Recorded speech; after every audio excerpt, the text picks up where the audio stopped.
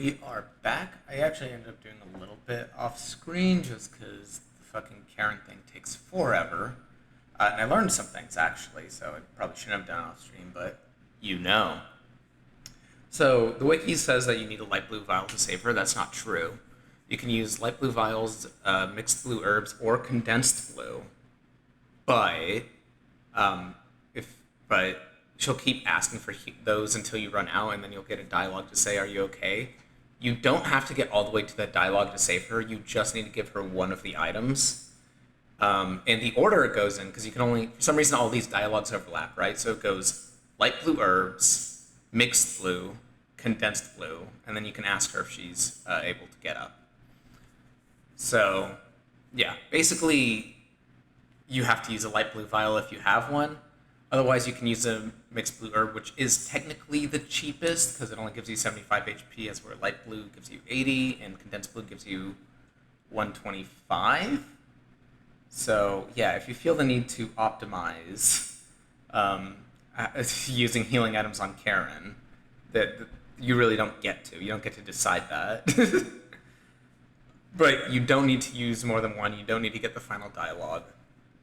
And I was not able to find a way to track down August afterwards, so that idea is kaput, as it were. But now we can do something more fun and less backtracky. We're gonna try out some character builds for Marco, Osa, and Marina. I'll just choose based on which one I see first in the lineup, which I think is Marina? Yeah. So we're starting with Marina. Let me make sure Twitch is working, actually, before I make any other decisions.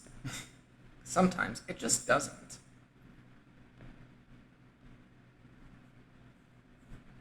Yes, I see that you're live. That's not my question. My question is there video output? Okay, good.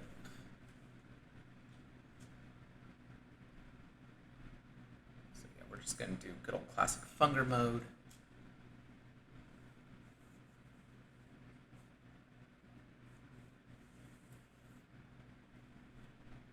Skip the character history. No, that's the whole reason I'm here. No, checks your needs, such peaceful, tranquil atmosphere. So this is the same. You were born into the Church of Almer. For many generations, your lineage took part in the most wicked of rituals, only to appease gods of a forgotten age. The life of a dark priest is a cruel one, even if modern times overlook the most archaic and ancient rites. A dark priest's life begins and ends in full dedication to their older gods. There is no place for self in the church. Your mother had different plans for you. She didn't want you to go down the path that would fall to every firstborn son in the church. So when she finally let your father know of your birth, she told him a daughter was born to the household. You were dressed accordingly. Your distant and often absent father didn't even get a wind of the original nature of things, or he just denied what was in front of his face. In either case, the subject was never brought up. As you grew a little bit older, you didn't question this either. Everything felt natural this way, so who cares? Okay, so yeah, she's a Bridget, basically. Got it. You grew up at the churchyard in the city of Preckerville. I don't know how to keep pronouncing that way. You started your religious studies at a fairly young age. You were given an option to choose which studies you would pursue, something completely unheard of if you had been a firstborn son of a dark priest. Okay, so my dad's also a dark priest and I was supposed to be. Occultism, alchemy, blood magic.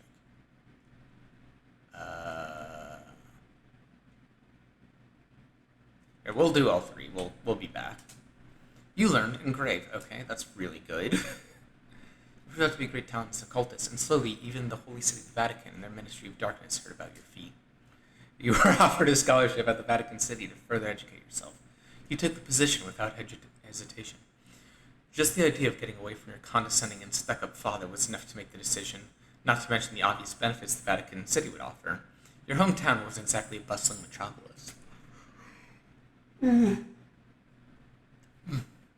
Your mother was very proud of you. She always was. Your father, on the other hand, seemed jealous of you. Your father had always been antagonistic towards you and your pursuits. You're not sure if it had something to do with your origin or if there's something else left unsaid. At the Ministry of Darkness, yeah, you know, the Ministry of Darkness, and normal church for normal people, Vatican City, in the initiation ceremony, all the new students would have to choose an older god that they'd let inside them. Who did you choose? Okay. So the god of fear and hunger and Ulmer are considered old gods now, despite being from human history. Which did you choose? Krogaroth, Sylvian, Ulmer, the moon god Venushka. I have no idea what this does.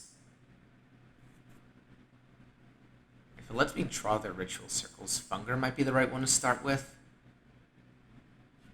Yeah. And I'll be back here a couple times. Probably not 6 times, hopefully. Affliction with the said god grew greatly. How greatly? Everything was going well with your studies until one day you got a letter from home. It was written by your father. This is very strange. You don't have any contact with him since your departure. The letter told you that your mother had passed away. The words were cold and without sympathy. You tried calling your home, but the telephone exchange couldn't connect to any phone in the Praevilian area. You had a suspicion that your father had something to do with this. He had always been too obsessed with blood magic, and you had learned there were too many rites that demanded the blood of your loved ones to work. There was no other way. You had to prepare for a trip back home to Preheville. How do you prepare for your travels? So yeah, food and medical goods I always ignore because everyone gets this. Venushka, not bad. So I'll probably choose that every time. Because that way I can... Oh, I can get the Pinecone pig right away. Save your character history. No, we're going to be here a couple times. Should I skip...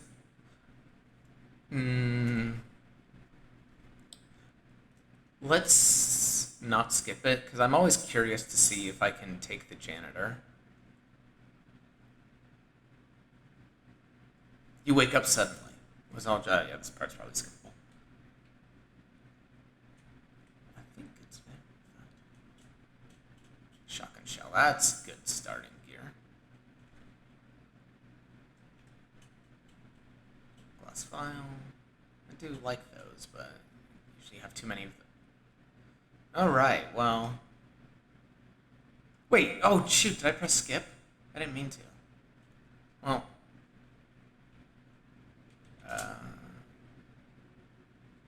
all the trained personnel have got no explanations. Hey, August wasn't out here the first time when I was a fellow, right? You just showed up later? My name is Olivia, nice to meet you all. You can call me August. Was he here? Karen Sauer, journalist on duty. I thought someone else was staying there. I can't remember them. So maybe not.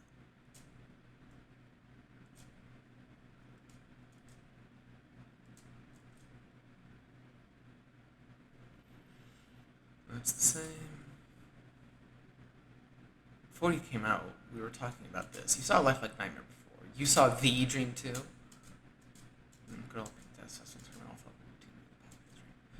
So the girl's unrelated to the moon god from what we found, because she's ending A and that thing's ending B and C. Well, and even then, C's not. So we found out they're not actually the moon god. They're sulfur. So presumably he was trying to interrupt us from following the girl. Should have asked that army pig, the Bremen pig. Yeah, this all seems about the same.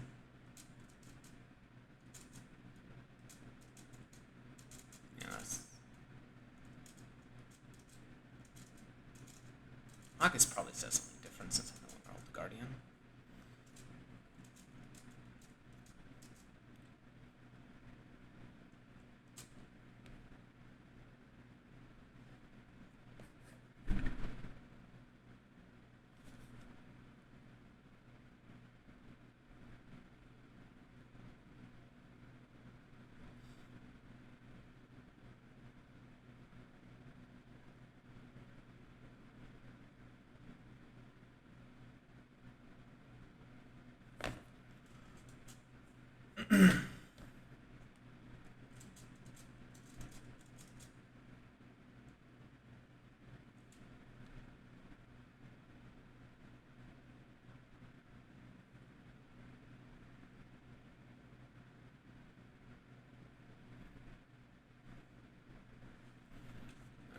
Alright then, I see one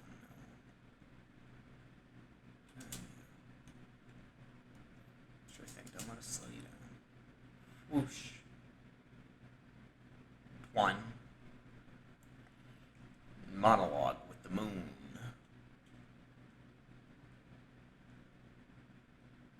Bella's here now. I think everything else is the same.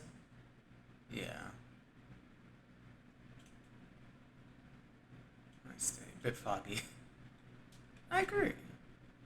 Nope. I find it eerie.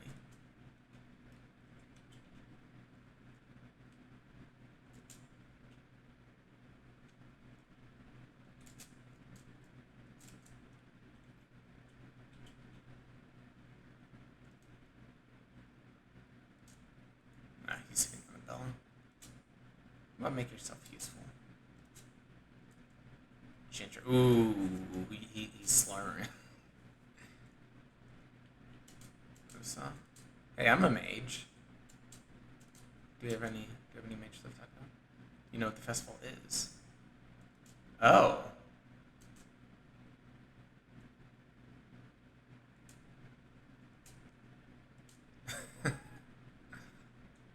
So Sam knew what was happening. I thought I asked him though. Oh, I must have forgotten to ask. Oh well. Alright, I guess I also forgot. Abella. No one introduced before. I'm Bill. Nice to meet you. I'm a bit busy right now. Trying to check if I could get the train moving working order again. Won't start up either. What are you doing? Saying fun things. Huh. Oh, hey, buddy. What a freak.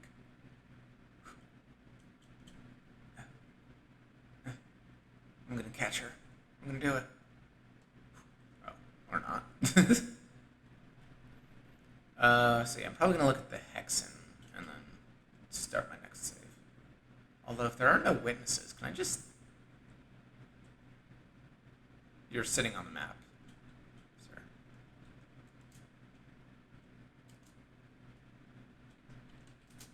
What?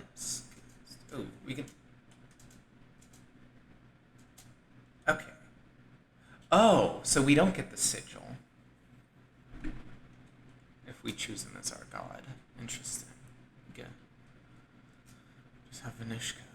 Weird situation, right? That fucking does it. Oh! Later. Thank you. Rest for it, though. I need to check on a few things. So I should theoretically have access to lots of things. No one's dead yet. Perfect. Welcome back. I take that you are now quite less focused. So what's going on? Runs in 3 days. I don't understand.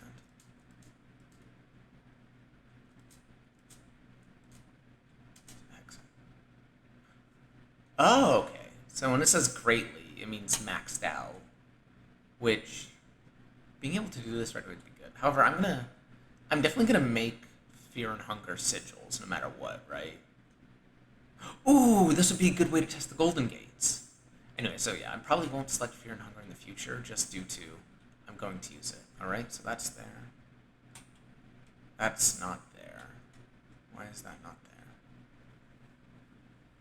I think I did all the endings, right? Red Arc. Moth Swarm. Yeah, okay. So that's unlocked in a different way, I guess, whatever that is. Probably like a hidden boss or something. Advanced occultism. It's kind of funny that the occultism skill doesn't start you with occultism, right? Okay. So yeah, let's go make a new run, see what else we can get. And I might kill Caligora that time. Does she not have any spells on her? Wait a minute. I don't think she had any spells on her. That means she's probably very weak early game, right? Like, Engrave can get me to 2 turns pretty soon. Like, if I get Fear and Hunger up, or I kill Tanaka, right? I'd be able to engrave myself a Fear and Hunger sigil, and then get +1. And then I could have 2 turns as early as day 2. Or as early as day 1 evening. Anyways, we skip most of this. Study alchemy. You got. Oh! I wonder if that also takes them out of the library rotation. Because, like, for the most part, a lot of things don't seem to. Like, most books won't recycle until you've, like, cleared the whole thing. Because I had never gone, like, two of any book in a playthrough, really. Unless I got one from, like, looting someone after I killed it. Like, when I killed the doppelganger and already had volume 1. So, not only will this, start me off with two of the best books in the game, it should also make getting the skin Bibles easier. So this is very worth considering. Especially since I can always buy engrave later. But then again, I can also... You proved out to have great talent as a cultist, and slowly even... Oh, so that's the same one. Interesting. I figured not taking occultism would have given me not an occultism dialogue. Okay. So Grogaroth I can max out affinity with if I kill Summary, which I don't really want to do, but again, there's always an excuse. Like, again, the whole point of the run is to do that. Sylvian, I can masturbate once, so I'd only need one circle to max out affinity, right? Ulmer, again, there are probably enough sigils that if I really wanted his stuff, I could do it. And, also you get +1 for talking to Osa, so I only need, like, 2 Ulmer sigils? The Moon God. So that's interesting, it doesn't say his name. I wonder if there's a reason for that. So, Moon God and Venushka are the only two I can't easily max out. Once I get a skin Bible, that is. I get the Venushka Bible if I choose to pick up a book, right? So I'll just take the Moon Gods for now. Everything was going well through studies until one day you got all... Yeah, so this part's the same. Get something read. About Venushka. Yep. So that's probably the way to go.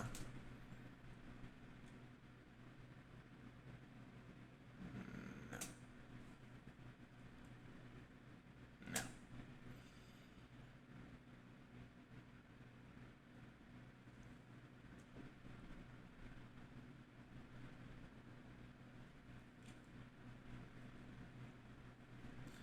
Ooh. I wonder, maybe if I pick Venushka, it won't give me a Venushka Bible, because, it'd be kind of redundant. Alright, what do we got here of oil? Not bad, not bad.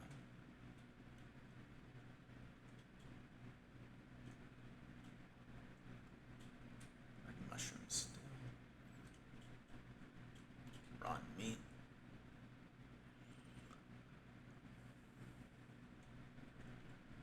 Alright, skills. So I've got nothing. I did get a vial of oil. Oh, if only I had if I had a yellow vial, I'd probably have a pretty easy way to take out the janitor. But as it is, I'm kind of fucked. Oh, she starts with chalk. That's nice. That's really nice. Yeah, I don't think there's a whole lot I can do with just a knife. So yeah, she starts off very weak, which is probably normal. I mean, her description did say she was a support mage, right? Alright. Well, let's try it. So, this is probably the most important thing, is try to cut off the arm. 140. Yikes.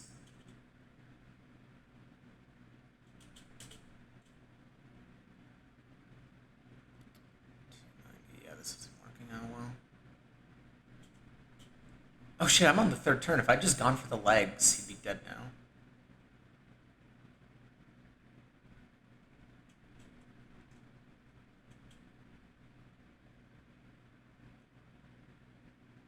Nice. Okay, this guy's not so bad outside of masochism mode. Granted, I got kinda lucky, but still. Okay. Wow. Oh, I don't have a bone saw yet.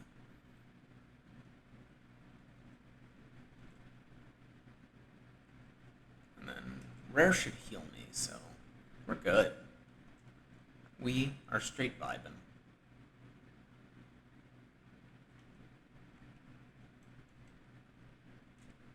Hello, Ron. Hello, Francois.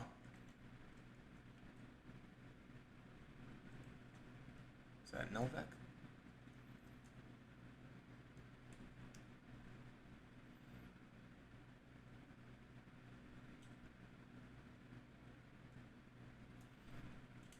Man, this information's long. There's probably skip the intro. Especially now that I know I can take him.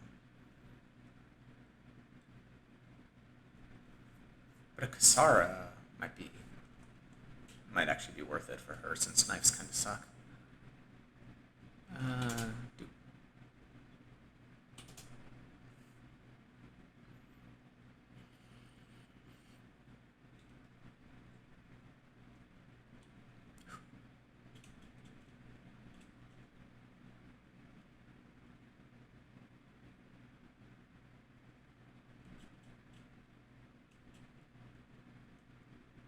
I've only seen her once. I really wonder what the trigger was. I don't know.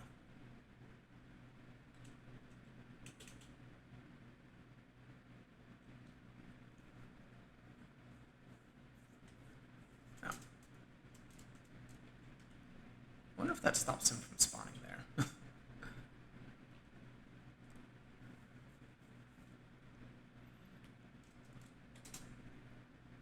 Because, yeah.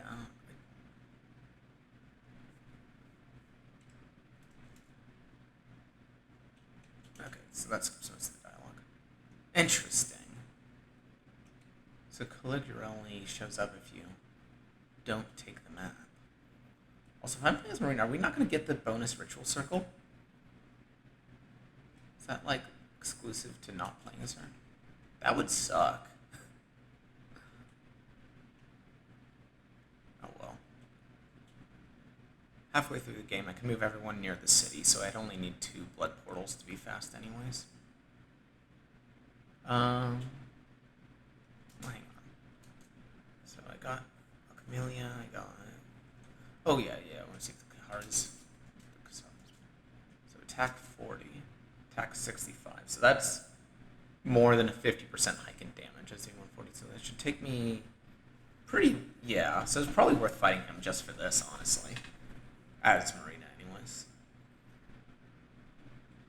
Alright. I don't think there's a whole lot more to do. I'm going to look at the Hexen again.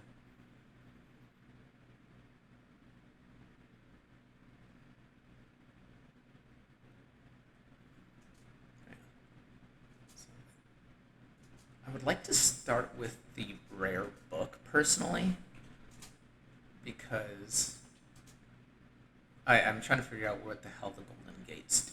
Okay, yeah, so it is maxed out.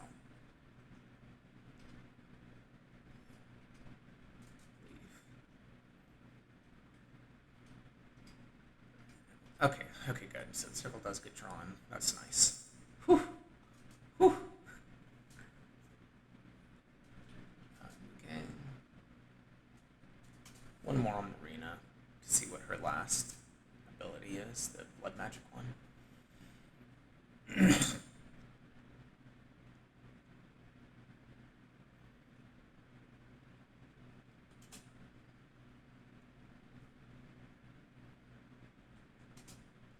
Necromancy. That might help.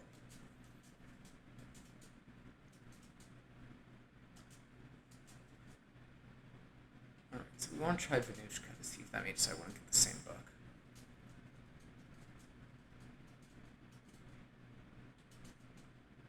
Okay, that's a pretty good starting book.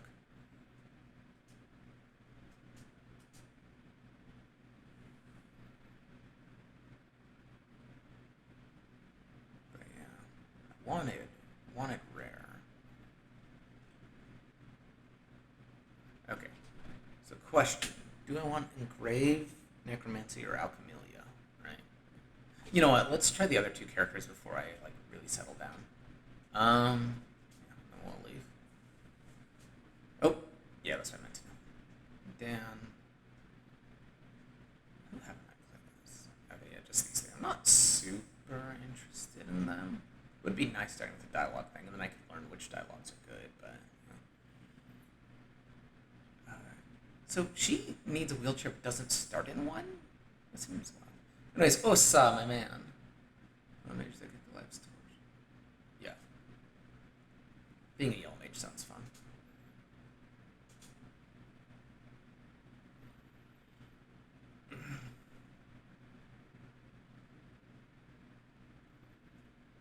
Skip the character history. What? Text adventure, obviously. Any such piece of function. You were born and raised in the raging heats of Abyssinia, the continent with a long history embedded with chaos and warring factions. Those fools, the people around you, waged wars over ancient disputes and grudges started by long-gone ancestors. But that is how it had always been. The people of Abyssinia held ancestors and their spirits on a godlike pedestal. It was not like it was any better in the north, in the continent of Europa. Those fools worshipped ancient deities that none of them had ever seen with their own eyes. And they certainly had their disputes as well. A great war after another. What's worse, their disputes didn't stay within their borders. They dragged everyone into their mess. They had set their eyes on Abyssinia, now because of its strategic position in securing an access to oil and other raw materials from the east. It was only a matter of time before the troops would march on your land. You were not going to die because some faceless puppeteers chose to focus their magnifying glasses on your home country this time. Despite your young age, you decided to leave. Your siblings and mother would mourn your departure. They wanted you to have something to remember them by. Okay, well this is very obvious. If there's a reason I need to get a skill right away, I might need a soulstone, but I'd rather have Chalk since they're pretty rare. Like there's only one guaranteed one. I think if you fight Mastermind there's another, but obviously that's not going to happen. We're going to take the Chalk. And I can get at least 2 in this playthrough, that means. You had considered yourself as successfully dead inside, not swayed by emotions. But it took a lot of effort to convince yourself that you wouldn't miss your family. You still obviously had weaknesses to weed out. I'm a stoic. You'd headed to the city of the sun, Amon, to educate yourself on spiritualism and religion. You're no sloth, right? I'm gonna have to check that up physically, but you were considered your intellect. But you always considered your intellect your true forte. And just like that, you were accepted as an apprentice after some preliminary tests.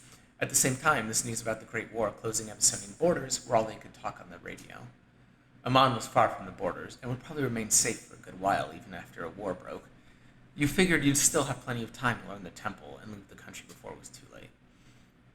At the Temple of Amon, you were given a choice to learn various different schools of spiritualism. Okay, so this was sort of hinted at earlier. I don't think they said the Eastern Sanctuaries. Europa worships gods they've never seen.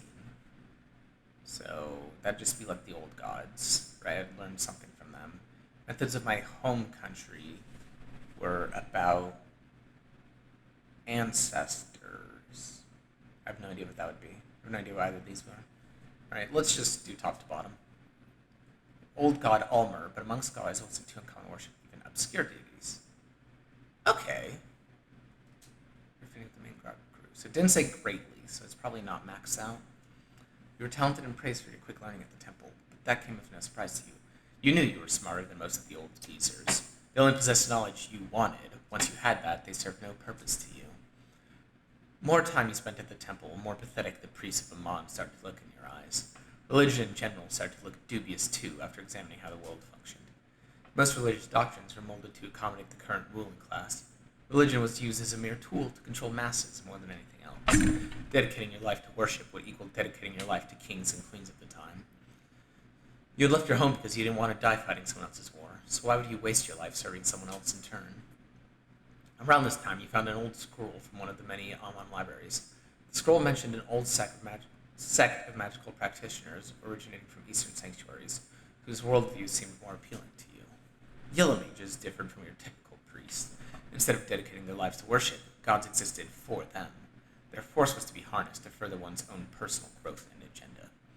Instead of finding order from the commandments laid out by the older gods, yellow mages reveled in the chaos. Chaos was a natural state that the world would return to time and time again, so why even try and force it to anything else? You quitted the Temple of Ammon and decided to head east in pursuit of those yellow mages. You traveled beyond your home continent, ultimately finding yourself at the narrow streets of the Eastern Sanctuaries. You got acquainted with the local temples, even they had adopted the worship of Ulmer as their main religion. Eastern sanctuaries are no better than the temples of Ammon in that regard. If anything, religion was even more prevalent there and dictated the way people were to live and die. You were looked down upon by the scholars and religious leaders of the area. Because of your public opinions, that didn't bother you. You knew better. In time, your conviction convinced the facets you wanted. You were approached by a group of traveling mages who wore colorful attires. The yellow mages that were still around in this day and age were reduced to a small separate groups wandering around the world to study all fields of the otherworldly. The group saw the potential in you and offered a place among them. You liked what you heard and decided to join the wandering group. What do you specialize in? Basic techniques of more advanced magic. Again, let's start top to bottom. The Dance Macabre, the traditional dance of the Yellow Mages that channels otherworldly powers close to you. Your path of learning and self-growth knew no end. Your travels brought you to a small border town in the Eastern Sanctuaries. There you met a curious person, Adil Azif, a self-proclaimed wizard from the Far East.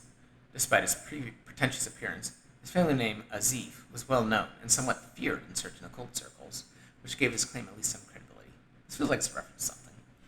He was gathering a group of adventurers to accompany him on a perilous quest. He had inherited a map from his late grandfather that was supposed to lead to the infamous Dungeons of Fear and Hunger itself. The place used to be a noteworthy location of pilgrimage for many aspiring mages and priests in the distant past. The Yellow Mages you had spent time with previously told ominous tales about the dungeons as well. Initially, you dismissed Azif's talks, only to be haunted by the most brutal nightmares on the following night. Something was calling for you. You had to witness the place for yourself. Pretty similar to Enki. You joined the motley crew of adventurers Azif had managed to put together and traveled through the war-torn Europa. Most of the crew quit halfway to London because of how difficult it was to cross borders during these chaotic times. Those chaotic times in the past. Sorry, my bad. The closer to the destination you got, more feverish your dreams became. The remaining members of your ragtag fellowship were visibly sick from stress and otherworldly pressure that had befallen on you the moment you set out on your quest. The breaking point was the day you were finally arrived at the dungeons. A heavy fog drowned your camp and made navigation impossible. Using compass, it did no good, as the thing was just spinning circles wildly. Distinct growls and howls created unrest. Not that there was any need for that, as superstition and constant misfortune had already convinced your fellow travelers that this trip was cursed from the start. Your companions panicked and scattered to the mist. Azif himself had been sick from constant nightmares for half the trip already. You left him curled up in fetus position in his tent and ventured forward on your own.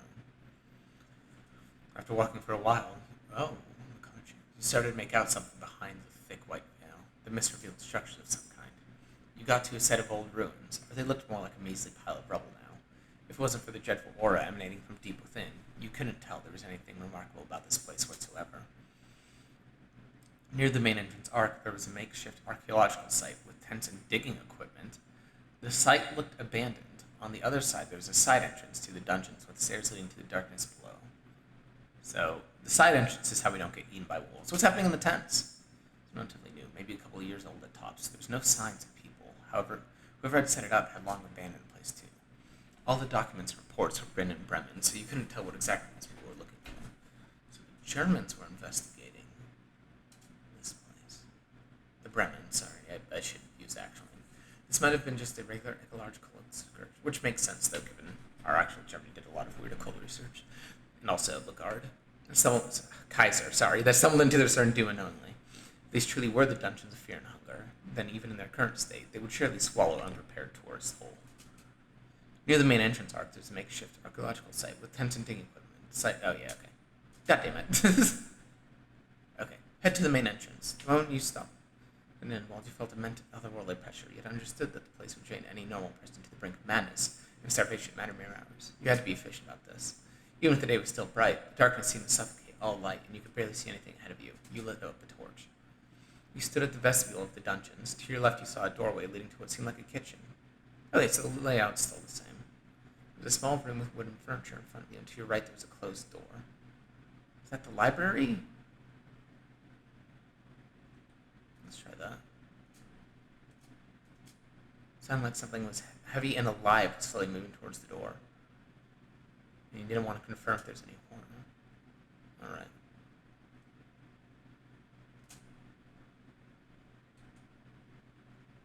Check out the kitchen. Check the barrels. Right, that makes sense.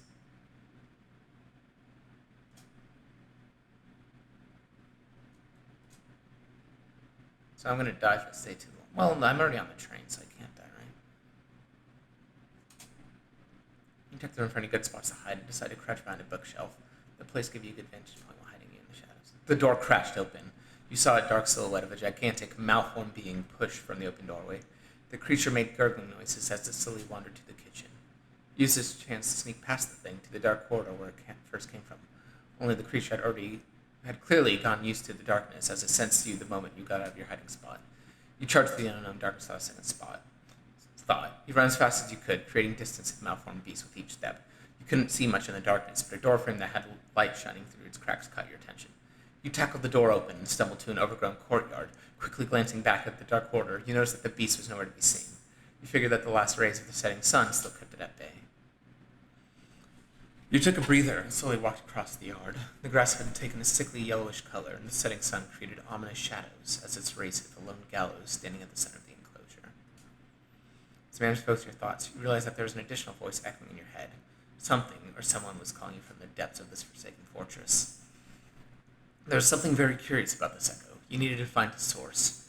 Not like you had a choice, but to delve deeper as the sun was rapidly setting down, stripping you from the last barrier that kept that murderous beast hiding in the shadows. The courtyard led you to another door to the darkness. You pushed forward. You were at the foyer of the dungeons. The hall was large. To your left was a lavatory. Not going in there. To your right was a long corridor leading to total darkness. Before you rose a large stairway up. Dark corridor.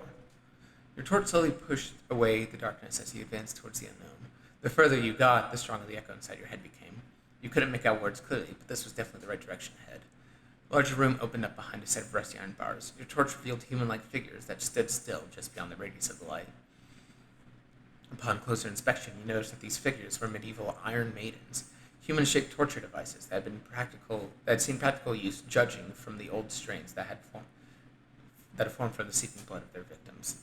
The room had numerous other torture devices as well. Most of them would probably be inoperative in this day and age, and among them you saw an old reinforced chest. You saw a corridor leading to the cells. So, let's look in the chest. Might have been medieval for all you knew. As you tried opening it, you realized the lock was still fully functioning. You can open it without a proper key. The draft seemed guiding you towards the dark corridor at the end of the room.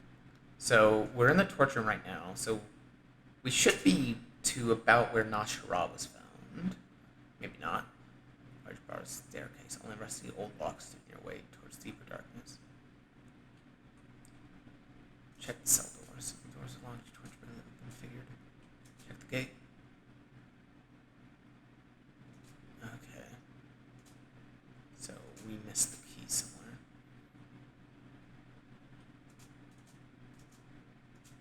Probably in the side corridor at the start. We can check the lavatory. Do not jump down the toilet hole. Your torch lit up a row of grimy old scenes. Old blood stains from its and how and why such exquisite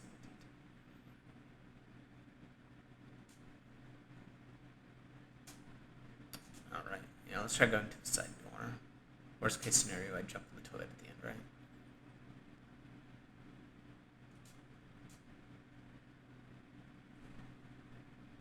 The wide stairway led to an old Almerian sacrificial altar with a skeleton crucified to it. Next to the altar, there was a side path leading deeper inside the fortress. Examine the altar. The most typical crucifix,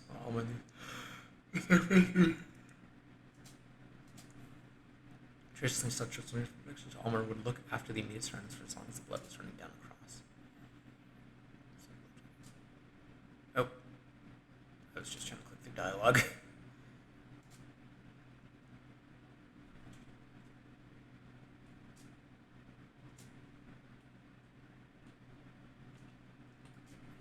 The path was a narrow corridor, crudely made from misshapen bricks and stones.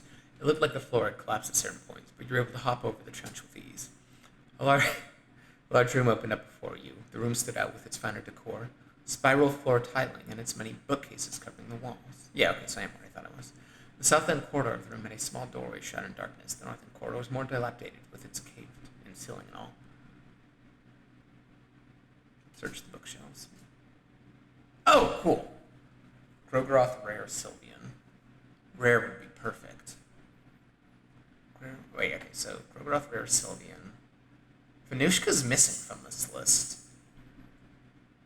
That's interesting. It's interesting to me. But yeah, we want to see what the golden gates do. So we might as well do that now, right? All seem to be part of a bigger compilation, and you would have loved to have all of them with you. But you had a job to do, and you couldn't burden yourself with too much extra knowledge. I can. Oh, so I'm going to make you read literally every book if I play as you. You know that, right? A large room opened up before you. The room stood out with its fine decor, spiral floor, tiling, and its many bookcases covering the walls. Will I not get to do this if I choose the non-text adventure version? Your torch slowly lit up the small room and revealed a wooden desk with drawers, a carpet that was from Eastern sanctuaries, judging by its pattern, and a partly eaten corpse that seemed to be part of the archaeological expedition. Search the body. The corpse belonged to one of the adventurers who had delved here with the archaeological expedition. That's what his outfit told, at least. It was a traditional safari outfit you had seen in movies. Oh, yes. Yeah. Someone or something had been chewing on the body. There were human-like bite marks all over the torso and neck. Tobacco, blue vial, and prison keys. Do I get to keep these? Faint whining and moaning could be heard from the partly eaten archaeologist. The corpse had trouble getting back on his feet, but after a small stumble, he already turned his attention on you. It was about a time the ghoul approached you with his mouth open. Probably cast hurting, right? Oh, shit. Okay, we're chilling. You finished your chant and focused all your hatred and fury on a concentrated spot on the ghoul's soft torso. Like a vortex, the energy tore the archaeologist's skin and raw meat and left a gaping hole in their place. To your surprise, the ghoul kept on advancing towards you as if nothing had happened. You had never faced a living dead body before, and it seemed like traditional means of harm had very little impact on someone who felt no fear or pain. You backed away from the room, yet the ghoul kept on following you. You cautiously hoped over the collapsed floor in the corridor leading up to the library. The creature was not as agile, and instead face-planted on the ground as it tripped on the rubble. The ghoul was waist deep in the trench, unable to climb back up. Desperately, he tried reaching out for you with his blood-soaked hands. The whines and growls turned into agitated shrieks as it fiercely tried to snatch at you. It looked like the creature was stuck. You figured you'd best just leave this area for now and explore elsewhere. Okay. So, go back to the door, right?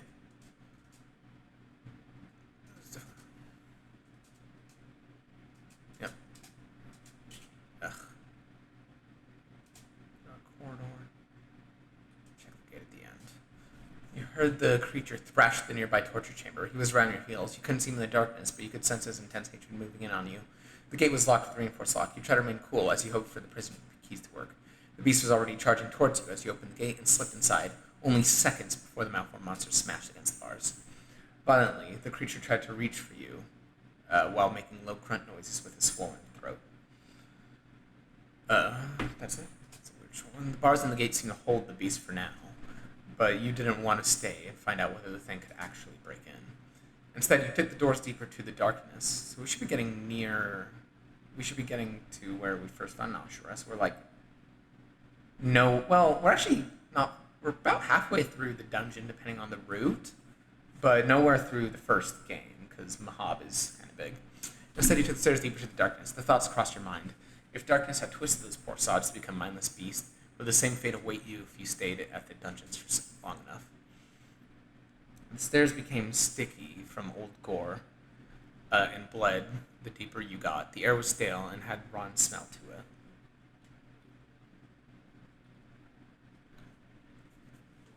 The voice inside your head got louder. You still couldn't make sense of any words, but it was definitely calling for you deeper. You had to go deeper, that much was clear. You entered a huge chamber full of partly buried skeletons and rotting corpses lying about. The ground had a thick layer of dried blood and filth which had accrued around the chamber walls over the years. This is where he was originally. Each step you took echoed to dizzying heights. You couldn't see the chamber ceiling. The walls just rose up forever. There were two staircases in the chamber. One led to the ground level you had just escaped, while the other one led to the lower levels. So I'm supposed to go down. Will examining hurt me?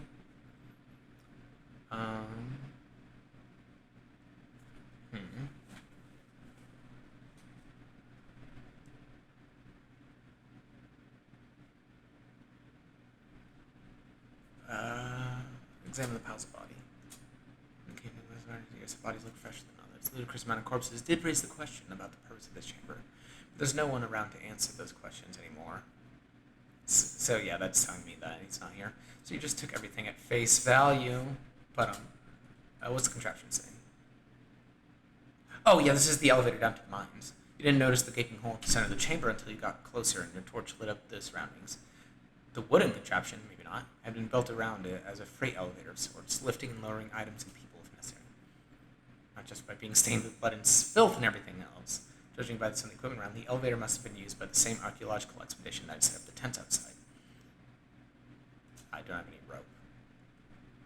Classic mistake, playing a CRPG without rope. Alright, so I'm supposed to go down. Up is the way I just came, right? So I guess we just go down. The stairs leading down were sticky with the grime, like everything else in the chamber. A cold draft to move you along the chasm that awaited you at the bottom. A giant underground ravine opened up before you, so that's where we fought the Cave Mother. Even your torch couldn't properly light up the area. There were iron grid platforms suspended above a seemingly bottomless chasm. The platforms were mounted on cavern walls and linked together with a shaky-looking bridge. The side you were on had a few individual prison cells in a row. What awaited on the other side of the bridge was shrouded in darkness. Check the cells.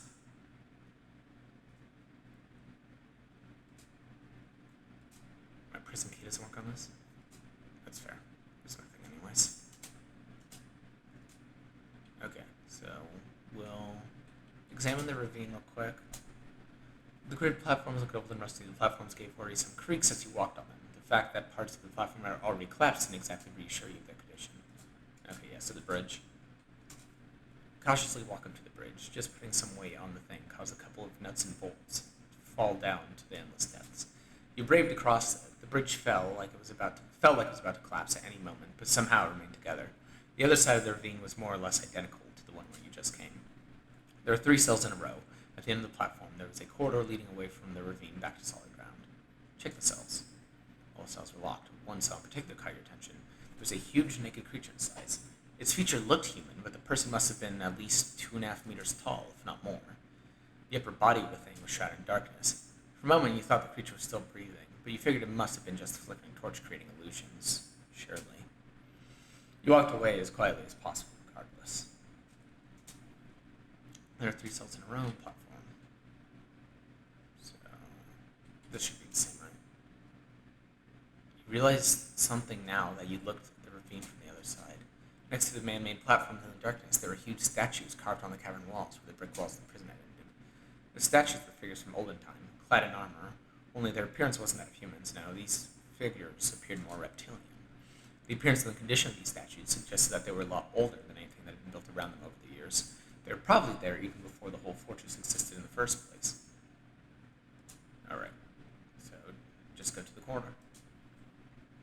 The corridor took you to a small intersection. To your left there was a doorway to a small room, and to your right the corridor continued deep into the darkness. Check the small room. The room looked like it had once belonged to an army officer. There were numerous weapon racks in the room, positioned next to an empty shelf. At the back of the room there was a wooden desk, with an impressive-looking leather recliner behind it. Next noticed a small cast iron chest and what seemed like a rusty lever. Check the weapon racks. Looked like there might be looters probably taken everything that looked half decent valuable. Hey, that's me! The sword wasn't completely rubbish, and one of the spears appeared to be in surprisingly good shape. I think the officer's sword is better from what I remember. You hear distant change out of our castle. Okay, something's getting closer, but I think I still have time. Wooden desk. Remains that long ago. You examined the bottom of the desk, found a hidden trapdoor, a pipe, and more tobacco. Nice. Whoever still lived in darkness would hear you loud and clear. It looked like it once belonged to an army officer. There were numerous. So, I can. I feel like I'm about to die, but that seems weird, right? So the question is, do I go for the chest and the lever, or just... I think the lever is the correct one to get you there.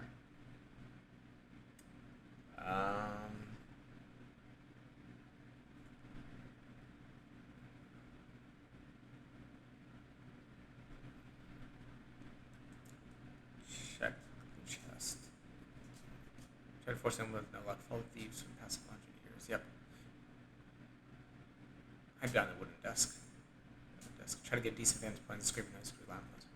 A huge human creature entered the room. The thing was naked, revealing its abnormally muscular and scarred physique.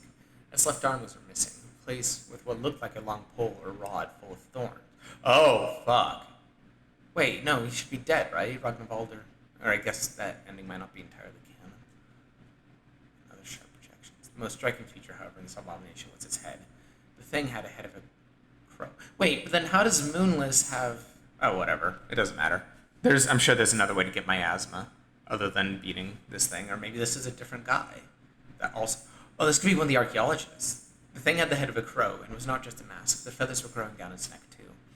Its empty, glaring eyes seemed to stare right through you from the darkness of the doorway. The crow gave a loud caw that was mixed with the deep, resonating growl of an English man. That was all the warning you got as it charged straight at you. The creature swung furiously at you with its left molar on. I'm a mage, so it seems like hurting would be the best, but it also didn't, like, work that well. You know? I assume I'm just dead, honestly. Let's try casting already. Yep. How to utilize a dreadful wound as its thorns and spikes scraped its skin and back. You're surprised by the mercy shown as the crow finished you quickly with just one additional swoop that broke your spine. Huh, so you can die, okay. So I'm guessing there's just straight up no way to survive a crow mauler encounter. You know? Because it's the crow mauler. It's hard to do even with, like, a full-ass party. Alright, so we're gonna have to...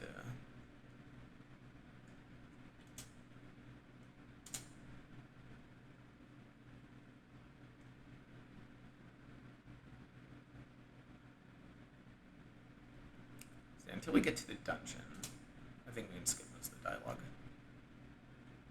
Take your chalk shot. Yeah, that one. Stay with that. Wait, what does this do? Pyromancy trick. That's probably helpful. So Eastern Sanctuaries gives you pyromancy. So yeah, this is the same. Basic technique. Wait, oh, that's what I did the first time. Damn it. All right. Well, we're probably gonna have to come back anyway. So, not the crew of adventure they assembled. All right. So, I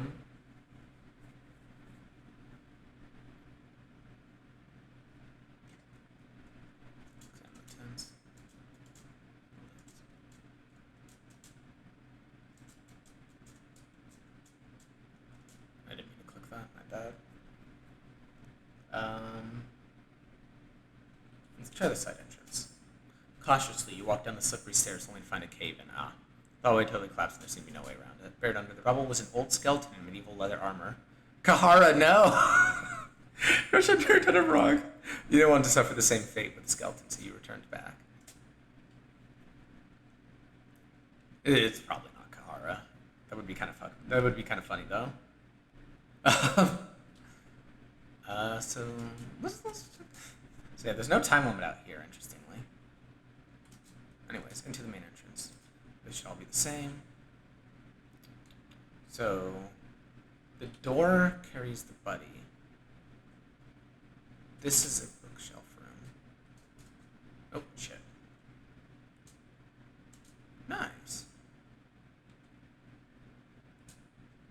Okay, so if you go... So there's no point to go to the kitchen, it looks like. You get more loot if you go straight for the door. So the dark corridor is the library, so we definitely want to stop there, right? And the stairway. The lavatory is nothing. And now that I know you can't get a game over in the text adventure, I'm definitely avoiding the toilet. So check the chest. The chest is locked, right?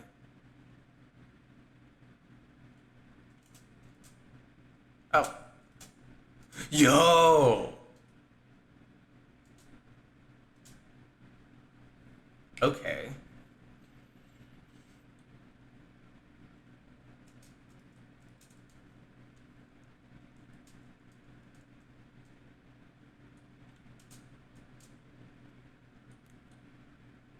Huh.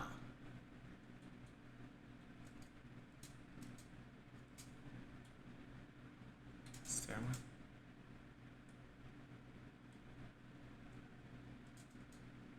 Yeah, okay. I already did this. Right, I forgot. I just forgot what it said. Check the side path. And this is where we get the other key. And the books. So we still want to do rare. Because I do want to test out the gold circles. So research the bookshelves. Yep. So you can only get one. Worth a shot. Search the desk.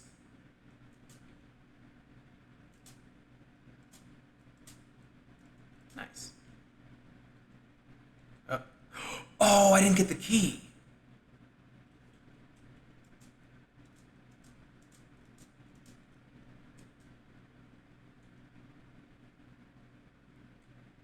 Wait, so can I...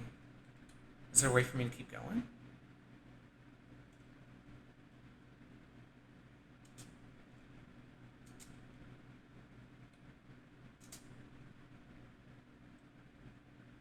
Yeah, okay, so I think I messed up. So it's not worth getting... Am I just not allowed to get the lucky coin then?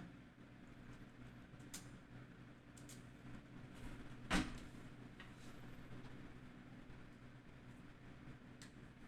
so Eastern Sanctuaries gets this pyromancy. That's basically all we learned. Oh, and we can get bear traps. So that's really handy, starting with free bear traps. That's actually insane. Again, I'm taking the chalk. Learn methods of your home country. Meditate. Yo! That's really good. What am I giving up for it, though? It was rep with one god. Rep with one god. And pyromancy trick. I think I would prefer meditation over pyromancy trick because melee seems a lot more useful in magic in general. Like until you get the good spells. Yeah.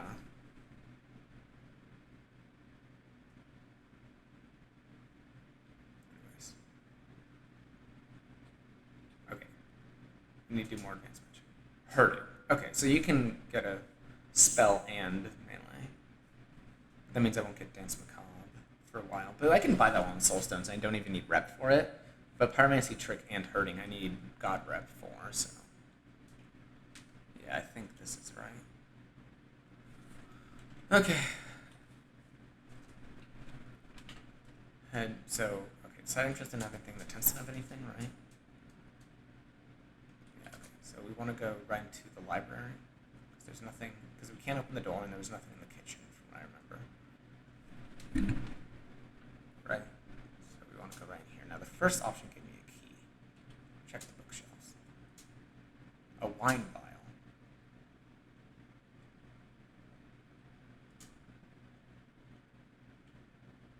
So yeah. A wine vial is much less powerful than a bear trap as far as I'm concerned.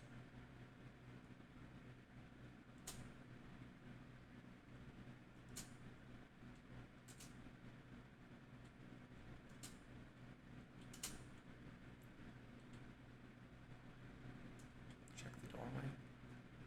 I already tried searching bookshelves twice. Search the body. Yep. Oh! Wait. I was able to cast Hurting without getting Hurting? That just occurred to me. We don't want to go to the laboratory. Where do we want to go? So, did I just do the dark portal? That's right. So I'll check the dark portal.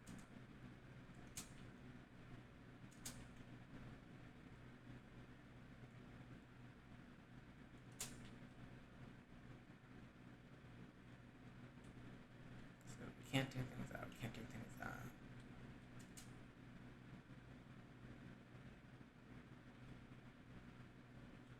Yeah, he's gonna kill me. I think that's what happened last time.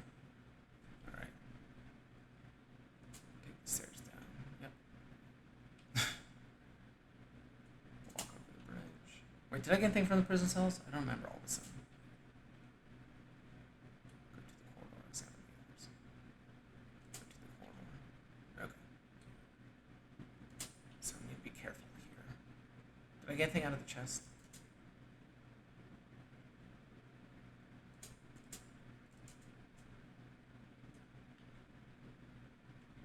I think I was able to do two things safely, right? Ah.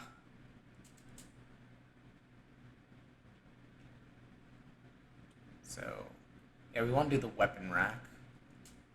Basically.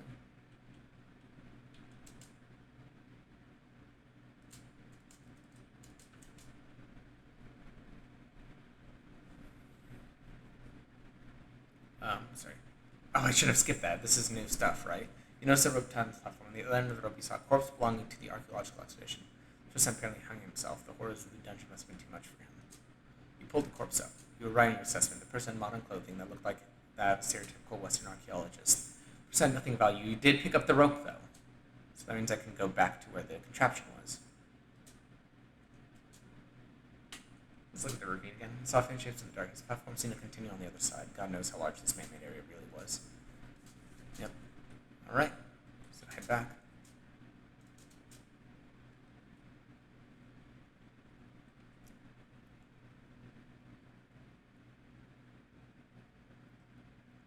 Prison area.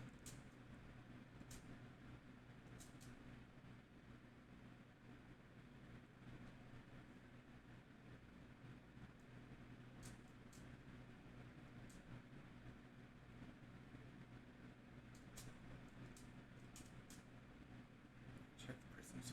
Return to the upper floor chamber is probably just what I want to do, right? It doesn't sound like I'm in any danger now, though.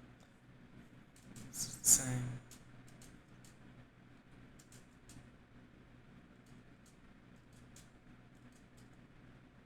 Okay, upper floor chamber. Deeper. You must delve deeper. The correct path must have been somewhere in the bloody chamber. Examine the contraption. Yeah, that's right, I haven't examined it yet. Use the rope.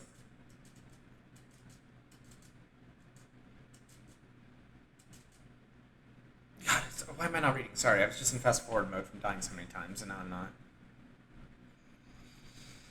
Now I'm all messed up. Okay, sorry. You stood on solid ground next to the wreckage. The cavern was huge. Your torchlight left you standing in the middle of darkness, with no points of interest apart from a makeshift campsite with a couple of tents and some archaeological equipment. Don't want to climb back up. Examine the elevator wreckage. The iron frame of the elevator. Okay, so it was iron. It's just that it had been replaced. There's still a broken chain hanging on the roof. The chain must have lifted and lowered the elevator when necessary, back when the elevator was still functioning. Check the campsite. So walked up to the tents, you noticed that there were no signs of life anyway. The archaeological crew was gone. The campsite had a couple of tents side by side. Open crates full of digging equipment and a makeshift table full of various documents scattered around. Behind the camp, you found a larger digging site. The first had sleeping bags and clothing scattered about. Among the useless junk, you find 5 matches. The second was mostly the same way, except there was a collection of archaeological finds on the table. After your initial excitement, you notice, however, that those findings were only run-of-the-mill artifacts, pieces of broken vases, and other trinkets no use. Among the junk, you picked up an ornamental lantern. So that was all in the first tent, it said? First time sleeping bags. The second time was mostly the same way. Wait. Didn't say there were 3. Oh! Only this time you notice something hidden under a sleeping bag. Someone from the archaeological crew must have tried to hide it from the others. A small thing's amulet. Okay.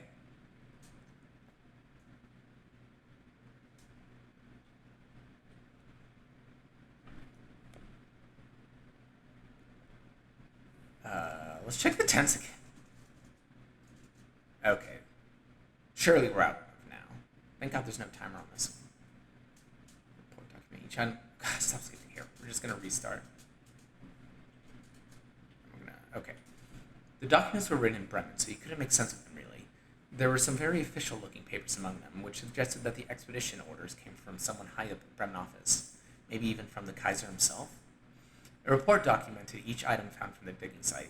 There were pieces of said items etched on paper. The items looked mundane for most parts, but all of them had carvings on them that were unlike anything you had seen before. They didn't match with any culture you were aware of. One document caught your interest especially. It had a sketch of a cubic object with various ornaments and sigils carved all across it. Something about this item raised the hair on your arms and made you sick from the stomach. There was something special about this cube, but no doubt about it.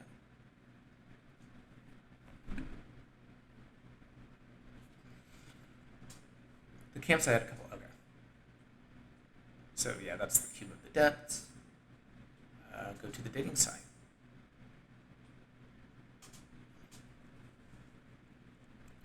You descended down to the dark depths. The echo inside your head returned once again. Misguided soul, can't you hear my call? The words were clear this time around. Good, finally. The voices became even more clearer. The archaeological crew had been digging deep and revealed something that should have stayed hidden. Ancient structures could clearly be seen protruding from the rocky surface. So they dug into Mahab? The structures looked almost like remains of a city from another time. The wooden platforms took you straight to them, and a ladder was set to lead you inside what looked like a temple or some other place of worship. You climbed in. Most of the temple was dilapidated by the time, but you could still spot some murals on the walls depicted rituals and gods not known in this day and age. Even if you only witnessed glimpses of something larger, the scale of the buildings already impressed you. It was unlike anything you'd ever seen. Eastern sanctuaries, the city of Mon, Abyssonia, they all paled in comparison. The voice inside your head was getting louder. This way, this way, this way, this way, this way, this way, this way. You dug the rubble with your bare hands. You turned over wooden structures and pushed away a stone pillar. And there it was, the source of the voice. A burnt and withered head, which... I know in the Grogaroth encounter he gets burnt and cast away. I wonder if that's what serves. The head had deep lines running across it. The place of its eyes were dark and empty sockets. Oh wow, that's gone. The only hair on his head was the spare mustache under its big nose. I wasn't expecting a worm like you weaseling its way this deep to the dungeons, but I'll take what I get. All earthworms do, after all, is dig. Your garments. Maybe you do have more than a camel's spunk in place of your brains. You are a yellow mage, are you not? You confirm the suspicions of this beheaded oddity. Figures. That is why a measly maggot like yourself could hear my call. Very well. Kneel before me, for I am your master, Nazra, the doom and terror of the modern man. That name, Nazra, that was a name you were not expecting to hear. It was a name even the yellow mages only talked in the darkest hours of the nights. Nazra, the harbinger of the burning crusade. Nazra, the bringer of torment. Nashra, the doom and terror of the modern man. The great wizard from the eastern sanctuaries went by many names. He indeed was your master, for this beheaded wizard was the one who gave birth to yellow mages and their ideology. Only that had happened over 1,000 years earlier. There are no records of Nashra for at least 500 years. You are a lucky bastard, lucky indeed. There's a man I want skinned alive. After that, I want to rip off their spines, those maggots. They will slump before me limp and feeble. Your master seemed to be surprisingly up to date with the twists and turns of the world had taken in his absence. He had a mission for you. As a yellow mage, you were supposed to follow your own ambitions and greed, but there was a lot you could learn from this death-defying wizard that could further your knowledge on dark matters greatly. You decided to play along. You were sure that this terror of the modern man was perfectly aware of your reasoning too. That was a typical relationship between a master yellow mage and their apprentice after all. You were to travel to a small country in the eastern Europa with a beheaded pit wizard, to a town called Prefeville. Your master promised events of cosmic proportions. The stars were aligned for something big to happen, something that would turn the tides of the world for good. The hen left out details from his story on purpose, but that did little to bother you. You had just jumped to the deep end of the otherworldly world. You couldn't have asked for more. With this little information about the task at hand, how do you prepare for the trip? Yeah, again, never stock up on medical goods or food. More tobacco and some lavender.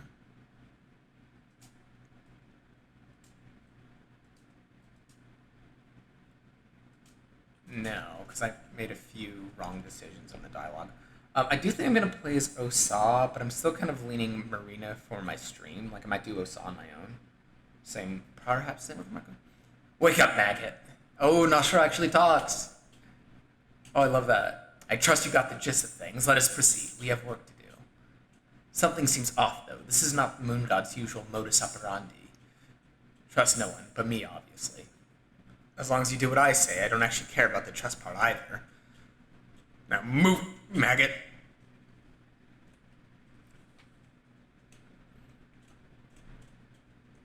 9mm bullets.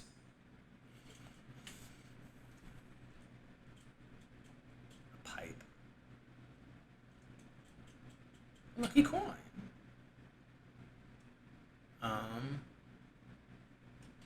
Hang on, so what do I have?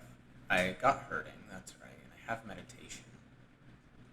Which is good. I do not... Oh, I didn't get the office. So, yeah, again, I need to redo that playthrough.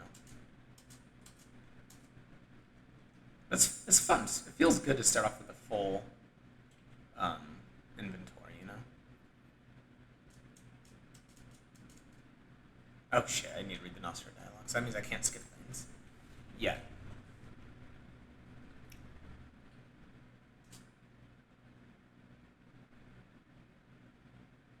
Okay. So we're going to...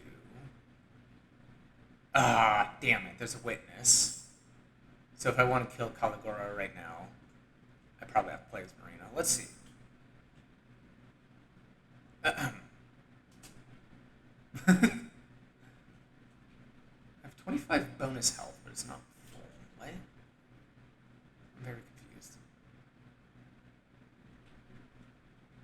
Oh, I don't have meditate on this save. I thought I did. Oh well. Come on, 60% chance. Hey. Alright, I'm about to get restrained. Yeah, okay. Well, I'm not going to bother watching the whole thing. We're just going to reset the game. Alright. So I think we are going to save this character history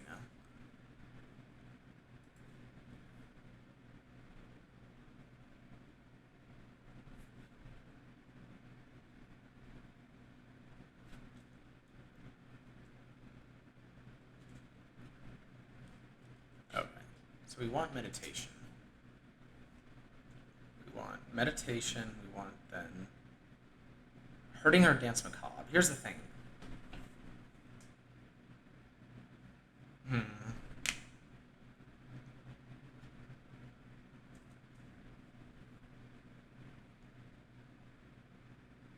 Because, yeah.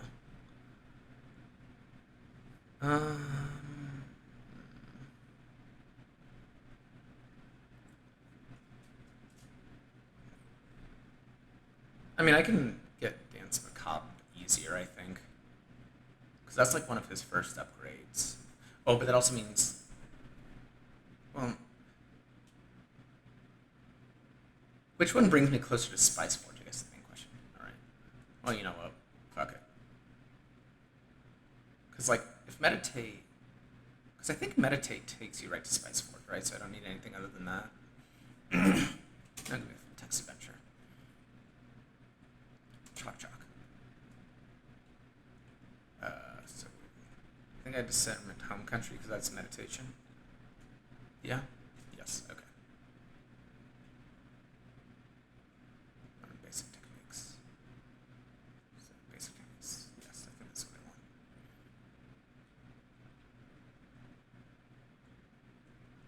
Okay. So there's nothing in the tents yet, and there's nothing in the side entrance. Monster. Acceptance. Okay. Check the room in front of you. We want the key. Alright. Then we find the room in front of you. Okay. So I think we need to do stairway first. The altar, might as well. Side path. Search the bookshelves. Want rare. Doorway. Search the body.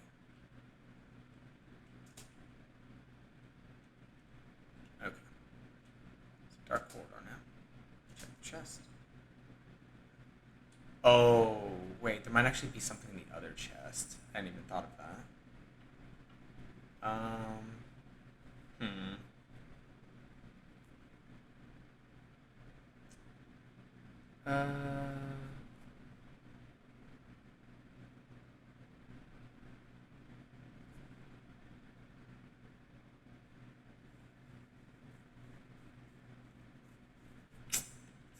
It can't be better than 2 bear traps, right?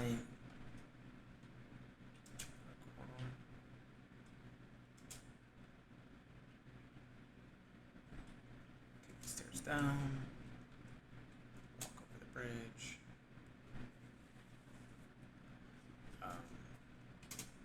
Corridor. Small room. Okay, so we want weapon racks, wooden desk, and then leaf.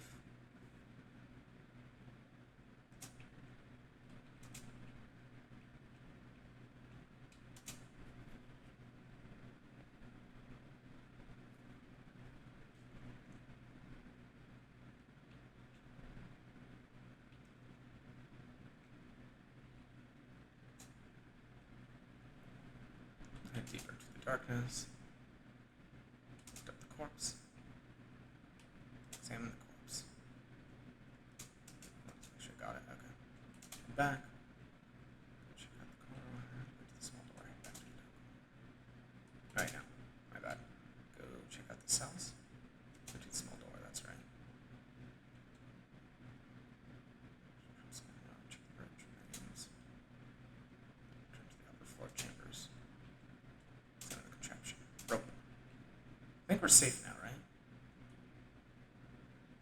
Check the campsite. So we need to do this like a couple times. Yeah. Now if I get 2 fear and hunger, so if I can have 2 turns. Check the documents. Alright. Go back to the campsite. So that means I know of at least 2 guaranteed small things amulets. Go down the wooden platforms. Go back to the campsite. Yes, that's right. We need to be Nasha.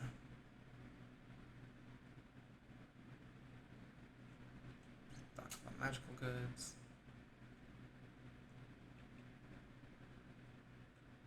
Yes, I'm actually probably going to keep this one. Now,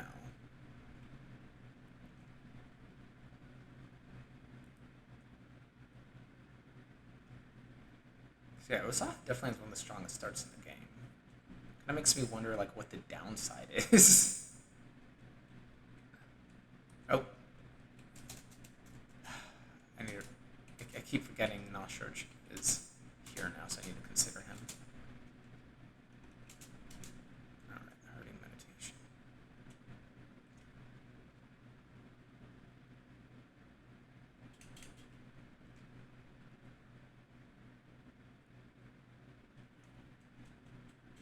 Green herb. That's not bad. I do like green herbs. Mushroom stone.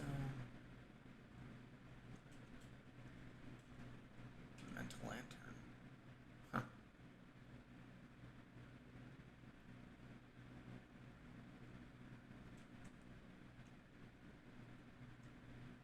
Alright. This should be pretty easy. Especially with magic. Oh. I don't start with magic. Can you hack off one of my arms right now? Probably. Let's try guarding.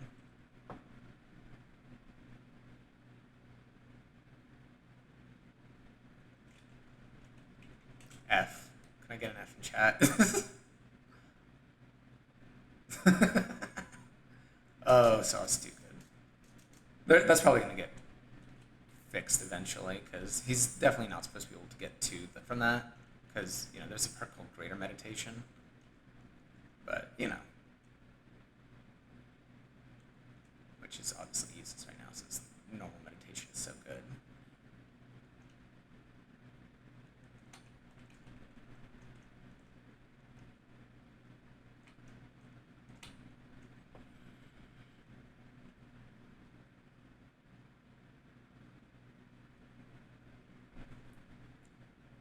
Ooh. From the back.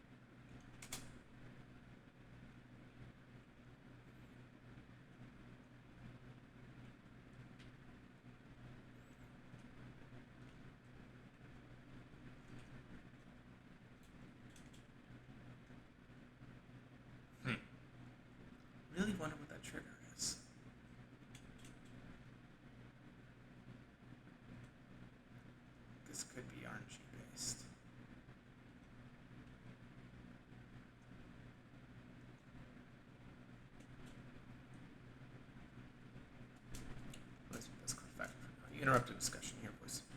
What's this shit show now? The sleeper one got up. Something wrong. You must be just as clueless as the rest of us. The train left us all here at the outskirts of the city. I see. That's troublesome. These fools, they have no knowledge of things to come. In case you decide to stay and wait for a while, someone has come to the train sooner or later. Oh, they're commenting on me. Your outfit, it looks interesting. Marina might know. Might know about Yellow Mages. You are their doom and torment, an embodiment of chaos, a pupil to the terror of modern man. Nasha's such an edgelord, I love him. Okay, so Nasha can tell she's magic. But a child trying to play with magic? Pathetic. My name is Olivia. Lovely to meet you all. He has a comment on everyone. A poor sod. A measly librarian waiting to be devastated. That's a good title. Call me August. Keep an eye on this one. Yeah, that makes sense. He seems to be the only other one that's like knows something about the tournament. Karen Sauer, journalist on duty. I already sense this bitch is an arrogant piece of filth. Jesus, Nashra, chill. Hey, I'm Enric. A weakling with no remarkable features whatsoever. True.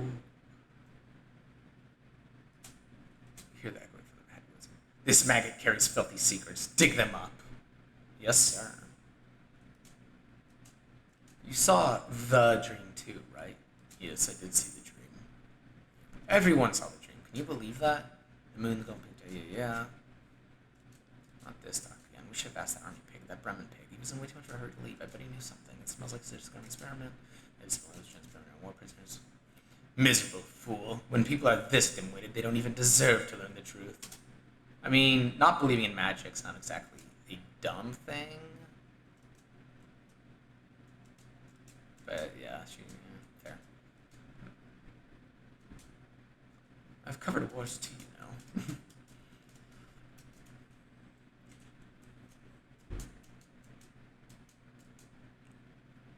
All right.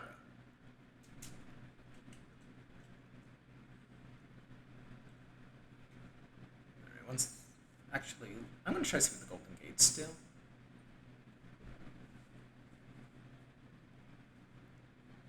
And then we'll probably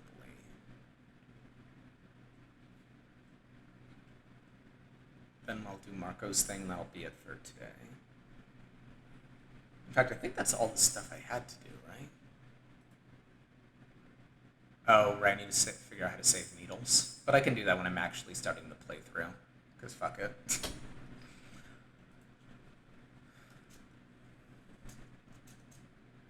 Enough of this nonsense. We need to get going or start killing. Either's fine by me, Que.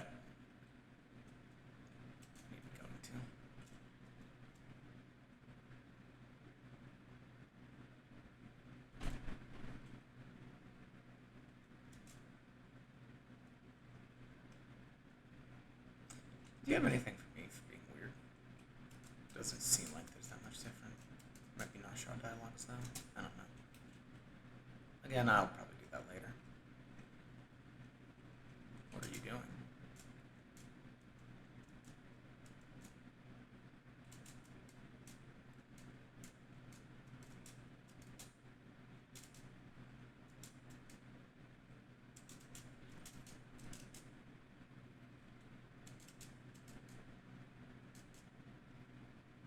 Yikes. Never mind. Hey buddy, what's your story? What is that?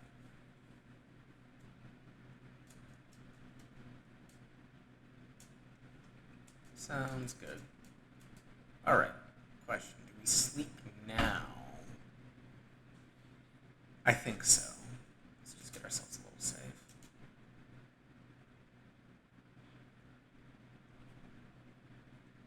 I think everyone should be safe for the most part. Yeah. So what's going on? Gonna do what? We have to cussings. It's a shame Noshra doesn't sleep with me. Let's have a look at the accent. Yeah. So I can get both of the skills I bring. So if I do take the Soulstone at the start, I can have Spice Forge, like, the first time shift. But I don't have much magic to use with anyways, so it's not going to matter that much.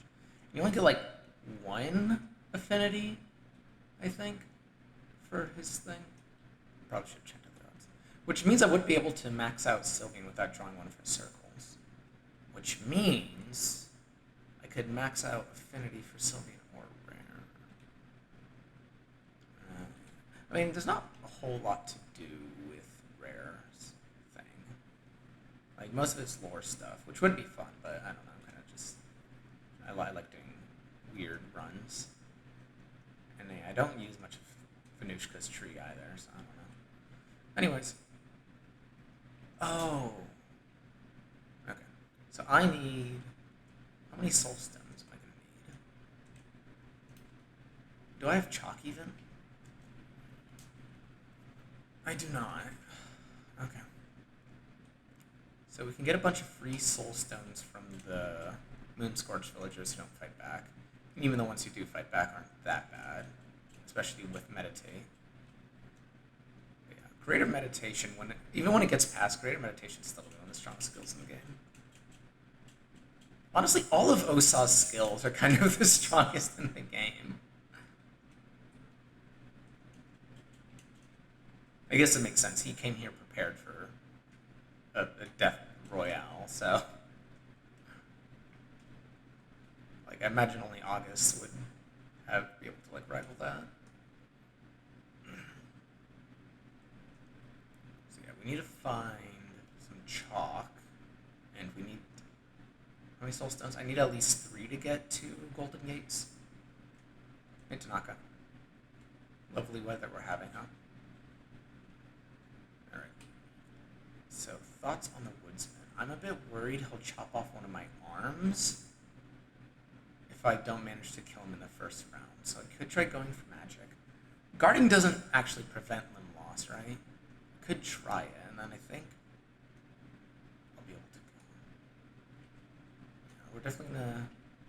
We're gonna have to come back here anyways for a rare circle. So we might as well just keep advancing. Let's grab some glass shards though, those could save me. Okay.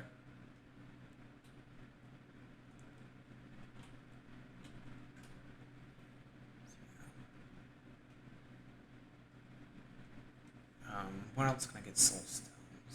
The priest will have one. There'll be a bunch of villagers I can kill. I have enough green herbs I can probably fight some villagers safely. So wait, how many did I... Just 3, right? Yeah, that shouldn't be too hard. Especially if I go to the Moonscorched village.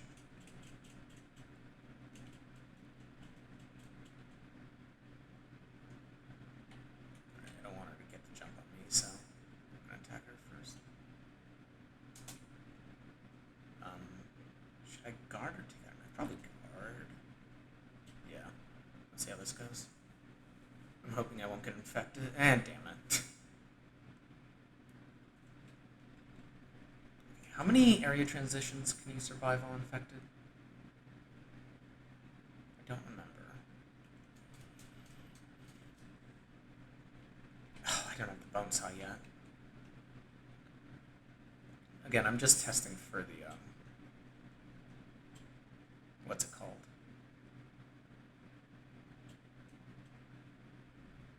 What is it called?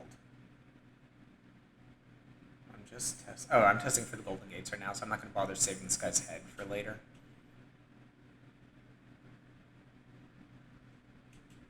Should be able to kill him now, right? Yeah. It also sort of does small right damage. Right, don't have it. That was the only point. So yeah, we need to go under there anyways.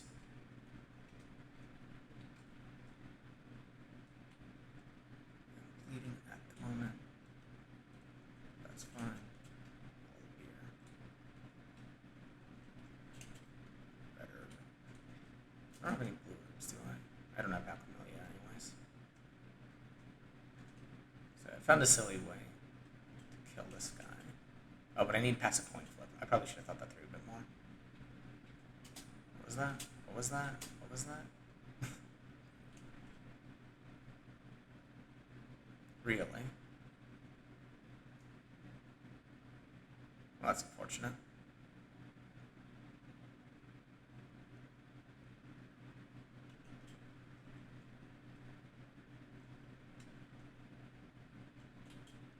Oh, you know what?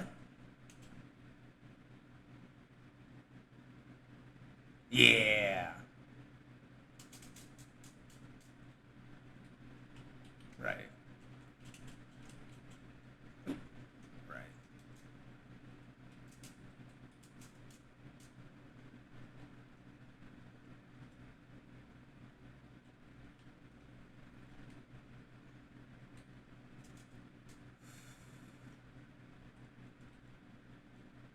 Yeah, I think we should go for the books and stuff before we fight people next time. Yeah. Do have a blue vial. That's not... We should get rid of this nonsense.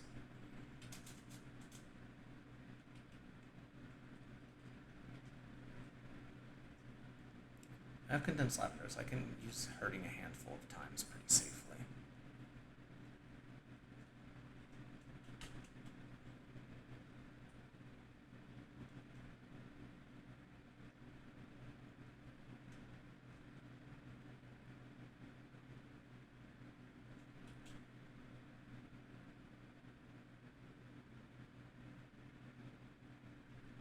Can I one-shot you? Probably. I should probably just use magic on the head. But I'm curious. Jesus. Bonk. Oh, God. Ugh,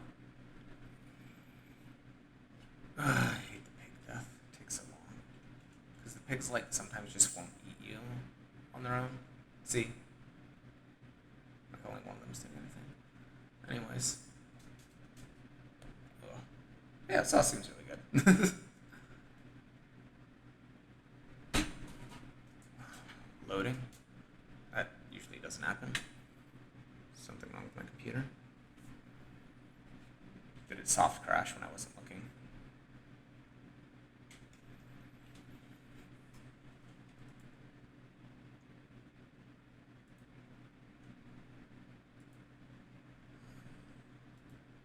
Okay.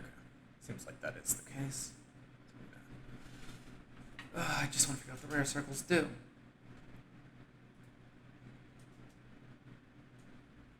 Or the Golden Gate. I want to figure out what Golden Gate does.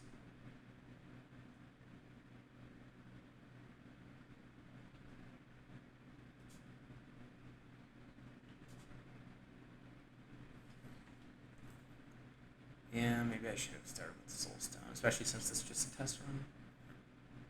Ugh.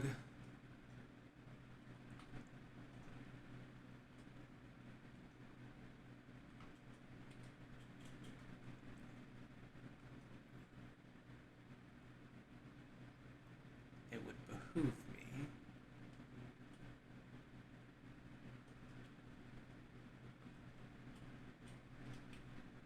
No, you know what? We'd probably just do Marina, because she starts with 3 red. And all I need is like... Oh, I still need the 3 Soul Stones, though. Hang on.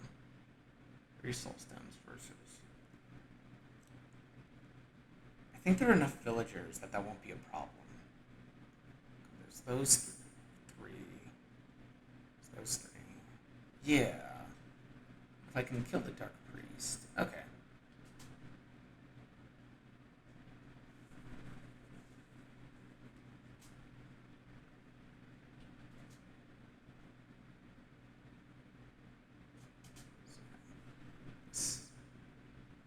I'm going to overwrite this save eventually. But...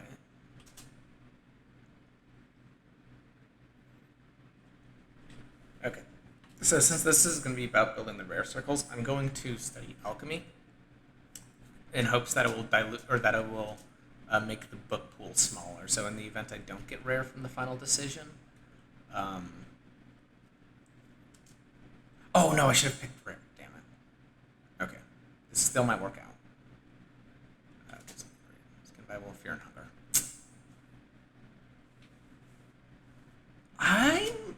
So wait. Whenever... When I chose rare, I got Venushka, right? But when I chose Fear and Hunger, I also got Venushka. Okay, yeah. Anyways, this is bad anyways, because I want to start with 3 rep. That was the whole point of choosing Marina. Oh, yes. Oh, my bad.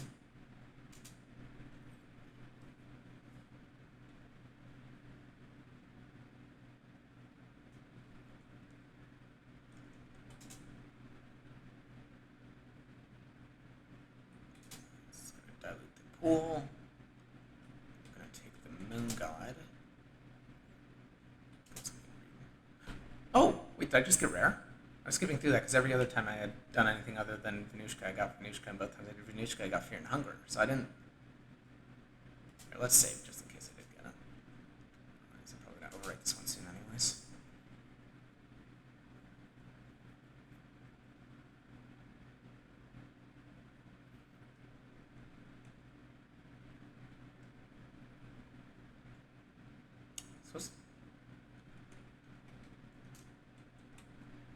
Skin Bible rare. Huh! Oh, I meant to skip the intro. Well, I don't have any magic, do I? Whatever, it doesn't matter if I die in the intro.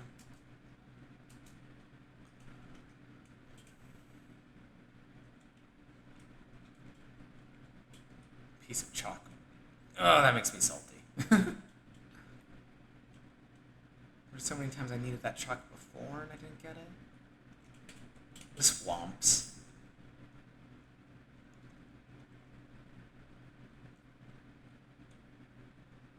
Get your hands off me, you damn dirty janitor. So it takes 2 turns to cut off this anyways. So we're just gonna... Yeah, we're gonna try going for both the legs. And hope he just misses a bunch. Alright, not a great start, not a great start. I could theoretically survive 1 more turn still, regardless. Okay. Ah!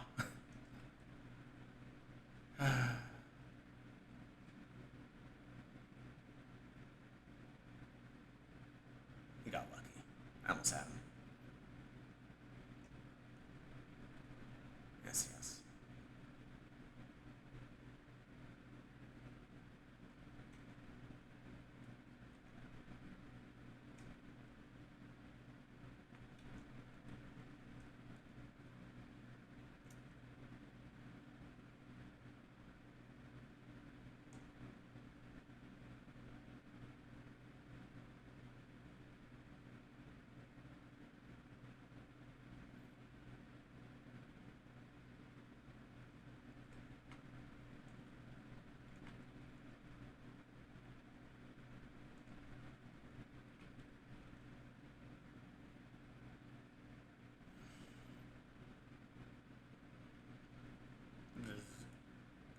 So, she didn't...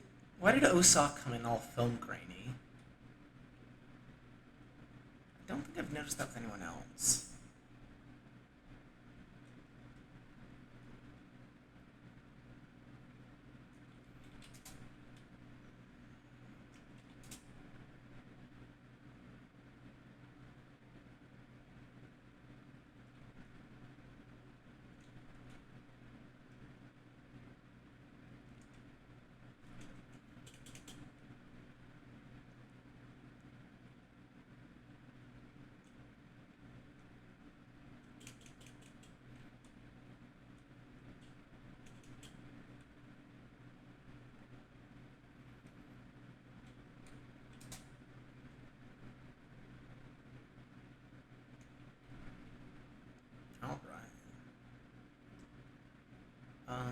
There's the Circle of Woodsman's house, but then I'd have to kill him successfully.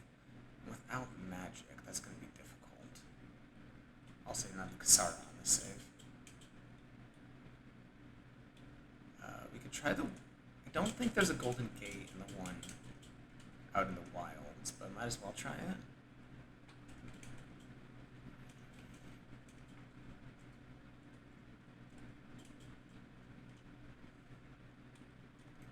There, we don't need to loot everything. Might be worth looting shelves to get bolt cutters so I can get into the woodsman's house without fighting him. I do have alchemilia, so I could make a murky vial if I get the ingredients, and that will probably be enough to kill him. Because usually AoE parts hit everything. Draw the rare sigil. Yeah. No golden gate. Just clay figures. But I'm still not sure the purpose of. Right, Tanaka.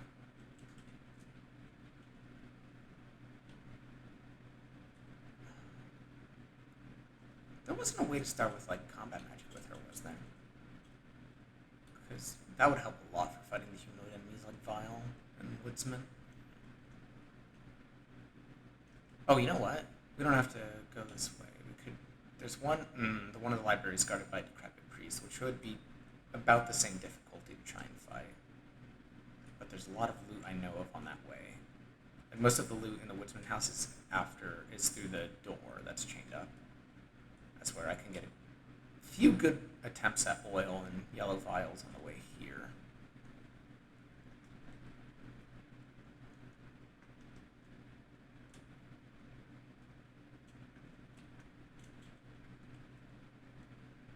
Also, I think barrels can drop stuff to me. Oh, no, I'm guaranteed yellow vials because there's mushrooms on the way. So all I need is one vial of oil, and I can probably take either the priest or the woodsman.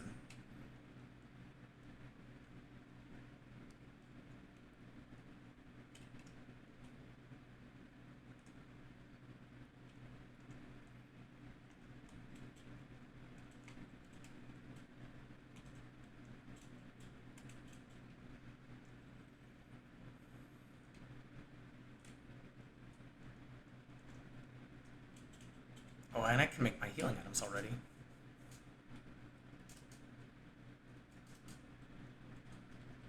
Nice. Nice, nice.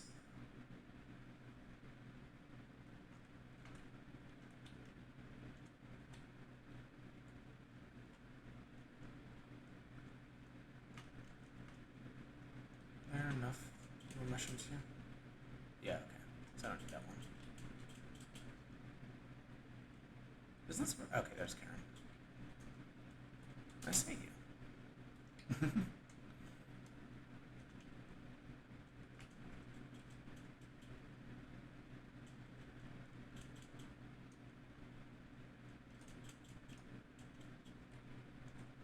Barrels don't have a chance to spawn oil, do they?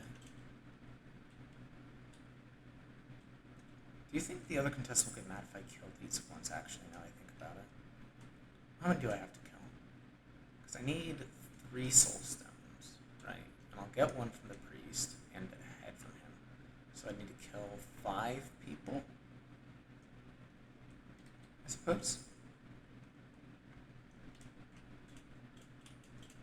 As long as we don't progress time. I don't think there's anyone, like, inspecting the villagers, right?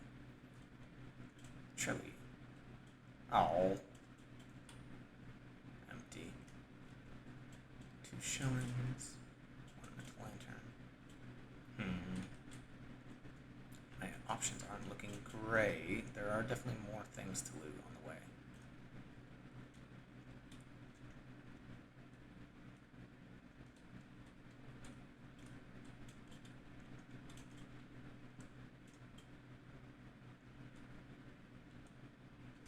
Can I kill these guys? I'll probably lose a lot of health, but I do have healing items.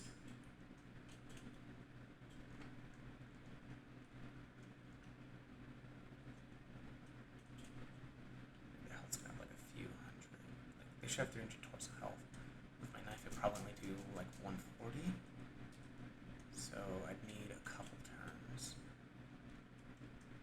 If it takes 3 turns to kill them anyway, then I might as well just guard the whole time, try to save some stuff. Hang on, this could be... Damn it, never mind.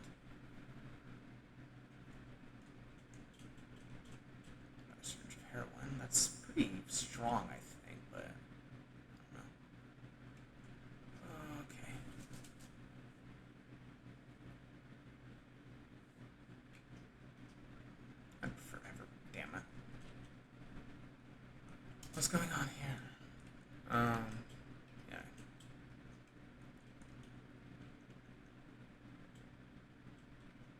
Let's just try guarding. Let's see how this works. 6. Okay.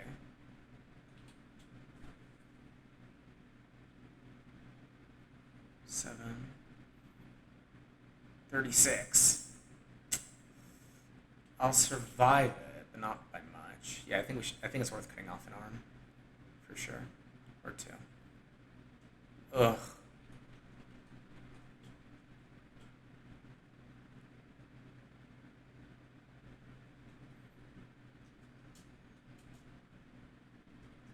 Well,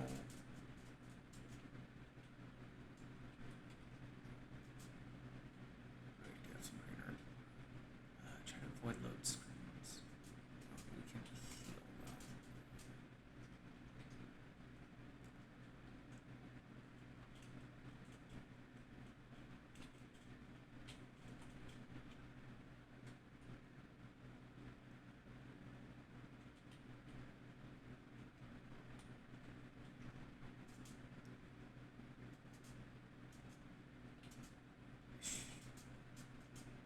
There aren't too many people left who will make me bleed. If I remember.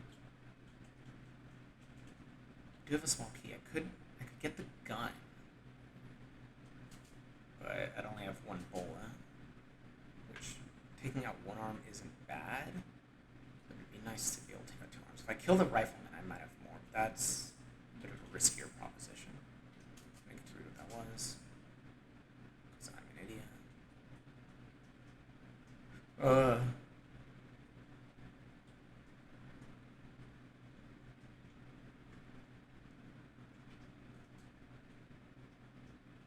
If one of them makes me bleed, I won't really be able to do anything about it.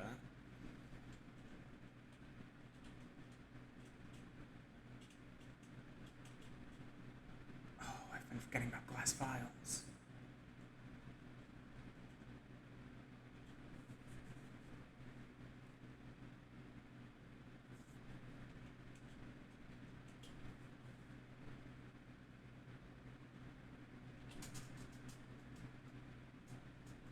Yes!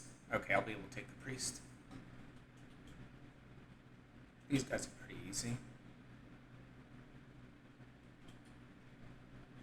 We don't want to attack his left arm because he'll use his first time on a bear trap. And sickle ought to be better, right? Not great, but better. I can't take any of their heads right now, but I don't really need to. So that won't help me against...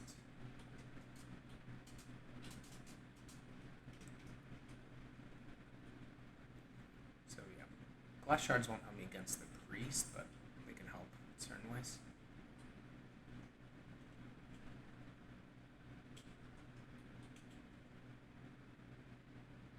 Nice. Oh.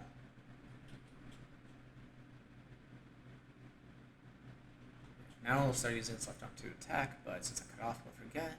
Now he'll start using his torso to attack, but I have rev points. Perfect. How many heads are we at right now? There's the 1 ghoul we killed. There's these 3. That puts us at 4. 1 from the priest. 5. So we'd only need 1 more.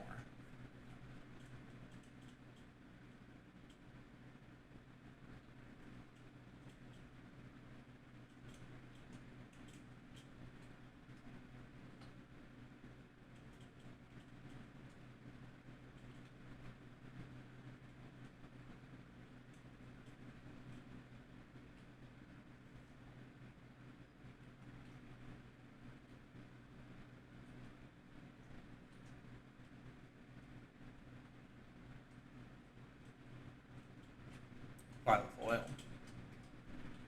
I could just do that. I thought you needed 3 golden ships, bro. Huh.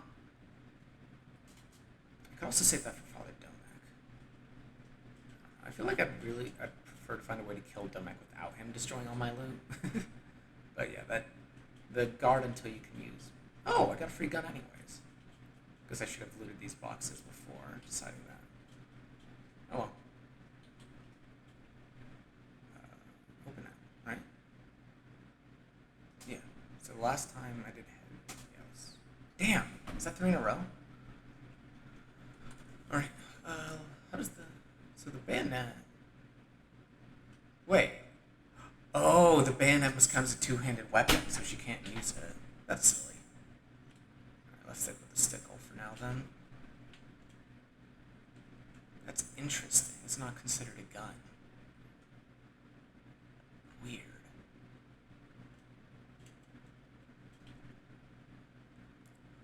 I heard Osok couldn't use guns.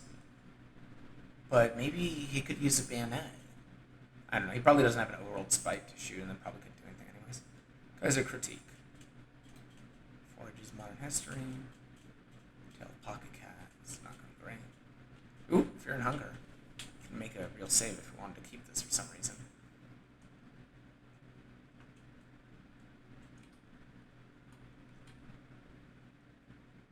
Does that have like a weighting? Because I feel like I get it a decent amount of times early game.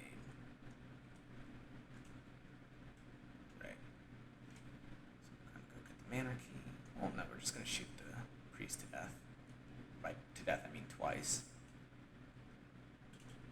Can I get him from? Can I nail him from the door? I'll walk away, probably not.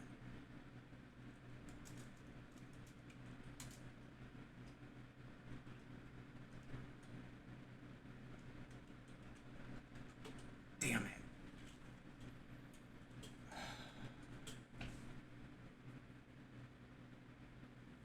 Fucking hell.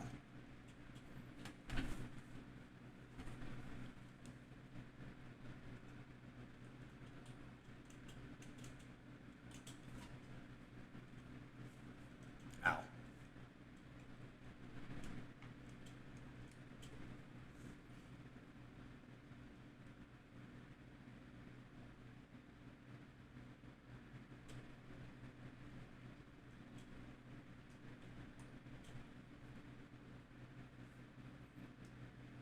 Yeah, okay. This is probably the right thing to do. Alright, this ought to get him.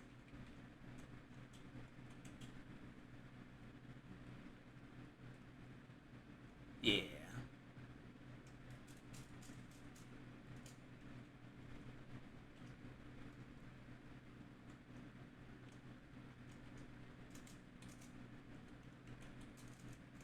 Okay. So we'll draw the rare circle shortly. What do we need first? Soul stones. Alright, so we need to go get the bone saw.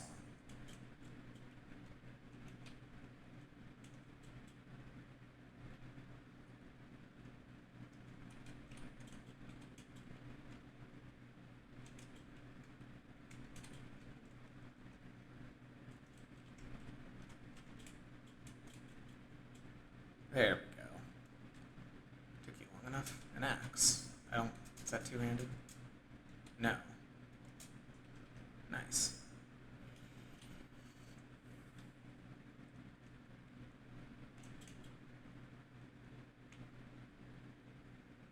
Okay. So let me get the bone saw. Then what?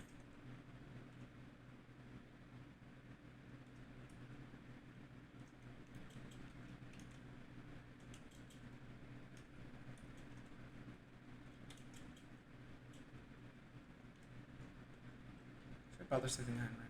Might as well.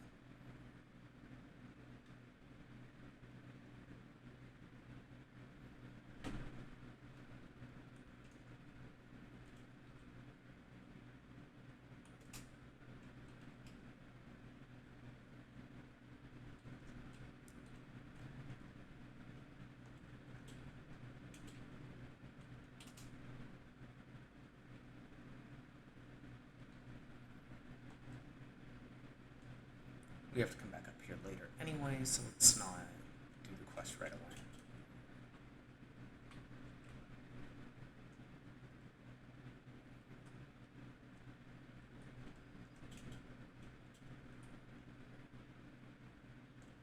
So this is where the rare door leads. Oh, think I was able to break a reinforced door down though eventually when I had the full chainsaw party, right?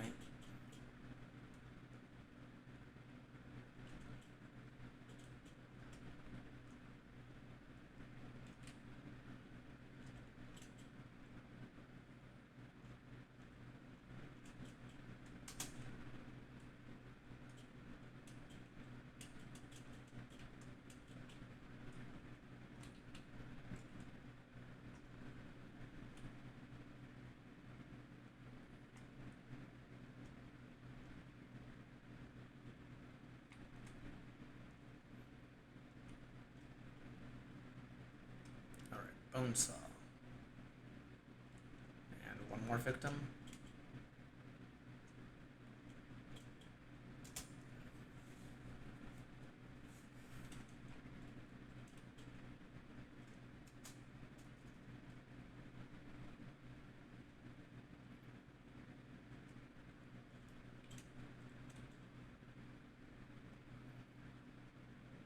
Ooh, those are nice. I like those.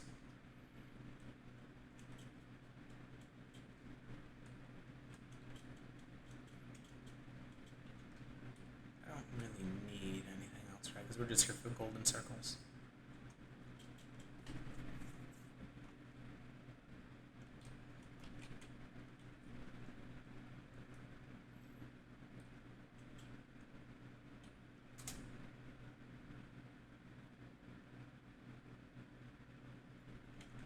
One.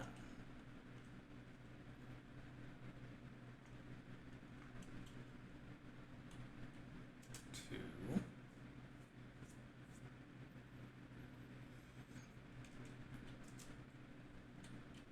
Three.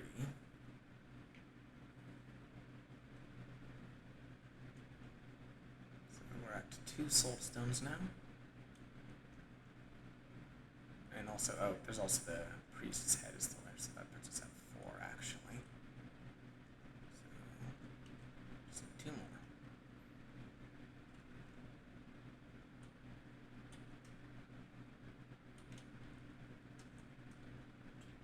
There is another aggro one, but why should I bother risking myself? Sorry.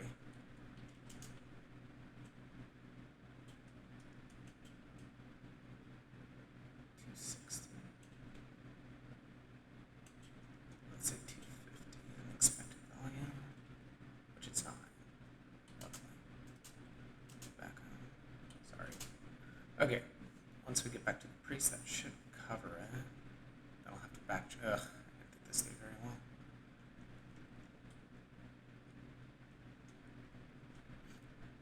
Watch out for bear traps, though.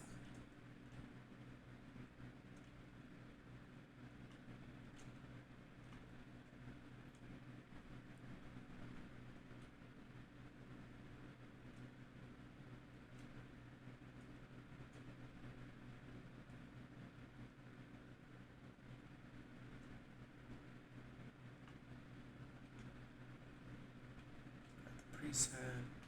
Turn it into stuff.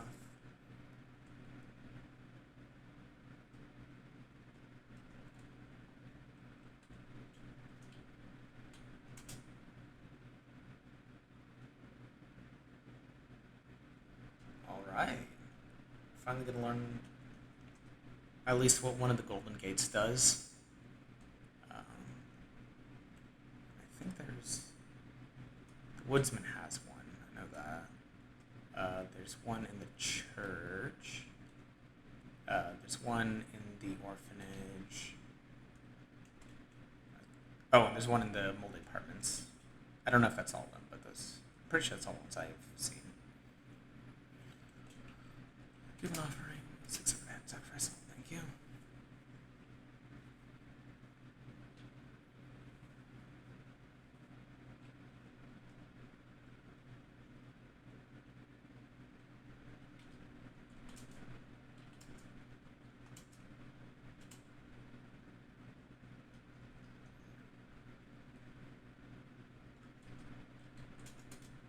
Just in case.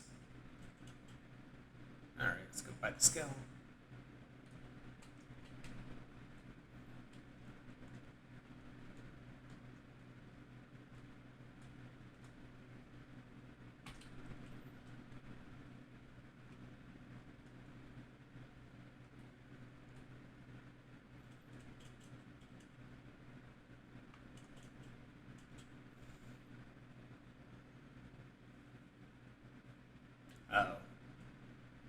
What? But there shouldn't be any enemies.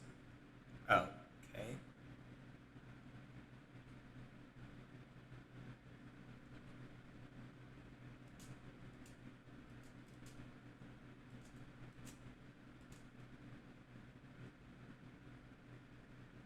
Huh. Interesting. So that's going to be a nice, easy way to fight her if I want. And you could kind of argue self-defense, because who the fuck watches you sleep? But I think she also turns into dysmorphia relatively early. Could I take dysmorphia? Probably not. We'll see. Talk to the Hexen, save, leave. The Hexen, that's why I'm here.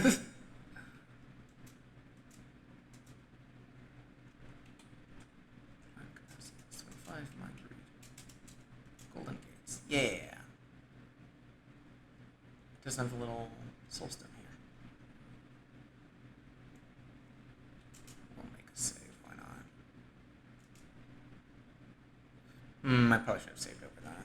Because who knows how long it'll take me to get another rare book. But do I really want it after? Yeah, that's fair. I think that's fine. I think that's a fine save.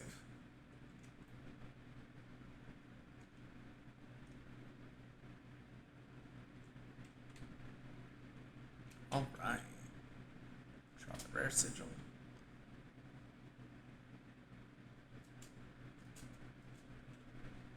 Alright.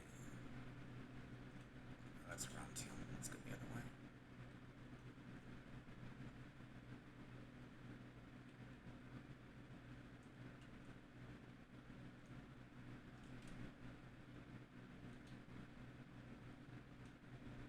I thought there was a gate here. Might be crazy. Oh, you can walk in between these. That's right. It's empty.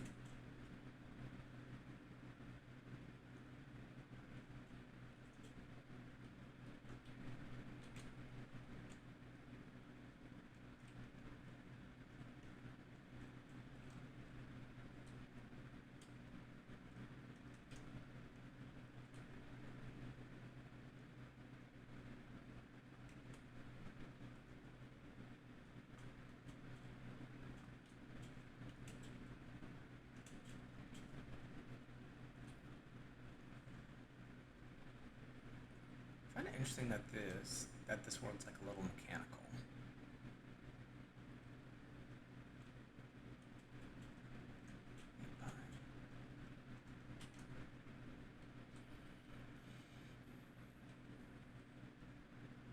Like a This one doesn't have any arms. They might not be the worst. I just don't really want to fight them. Also, that means there's more rust-colored pearls here, doesn't it? Ah, shit. I should have gone to the bigger room to avoid them.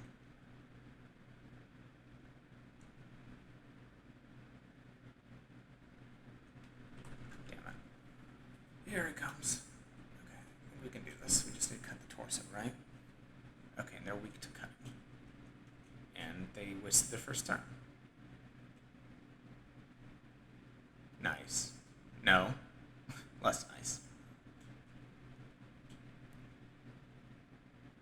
7. It's right about 750 right now. I think they had 1,000.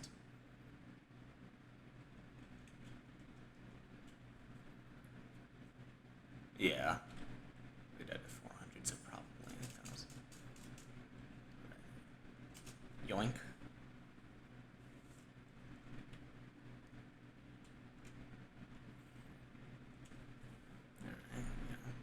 They're not so bad.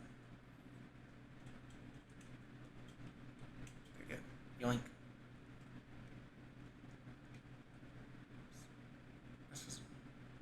He saw me?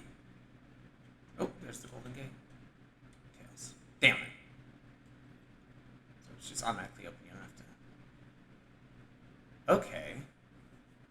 So 1, 2. So this is the one at the end. We'll start here. Church of Almer level 2. Wait.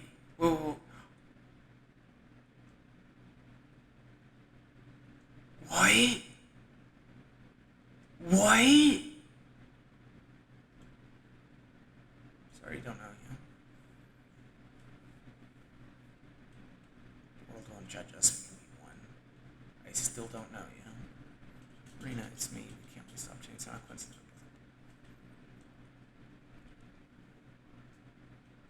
Okay, bro. Why are you difficult all of a sudden? It's me, Summary. We've met each other countless times. I mean, I know you. We've shared our most private times together. I've seen your true self. I've seen how you spend hours mourning just to get up later, right? So all those gazes we shared. What? Oh, you killed my dad.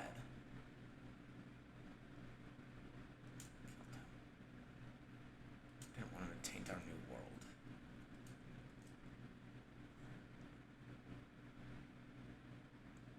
Do you understand now? Do you understand what you're saying?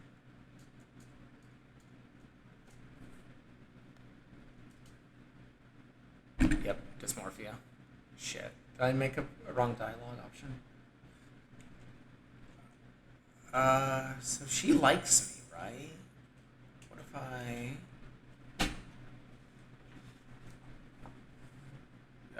what do you mean radiating? You've lost your mind. So I'm guessing not the second one is probably, the probably telling her that would not help me. So it's going to be either between what do you mean radiating and what's happening to you.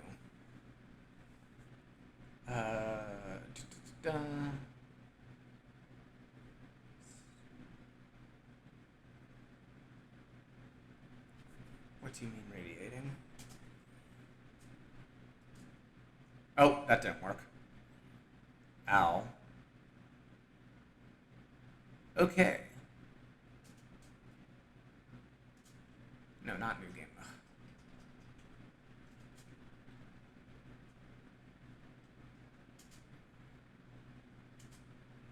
How long are you gonna make me wait until I can exit?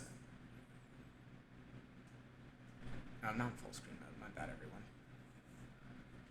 Yep, skip it. Skip.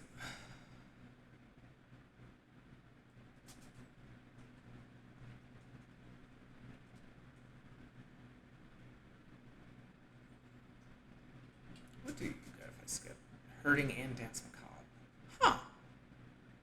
That's interesting, because you have to pick one or the other, don't you? Weird.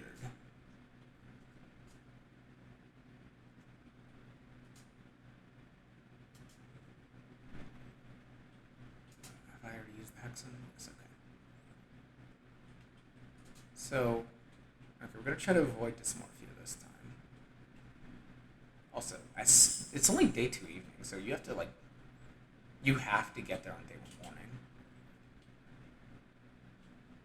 Which I think the only way to do that is to fight moonlines. Because I need to purchase a skill in order to use golden gates. Which is still fucking crazy that it lets you get there right away. But yeah, I needed a skill to purchase golden gates, so. That means I can't get on day 1 morning without going, well, yeah, I'd have to, no, you don't have to go through Moonless, but then you would have to give up on that rusty key thing, which I think is for the super boss, which I do intend to do at some point. So there's at least 3 pearls here, and that's good to know.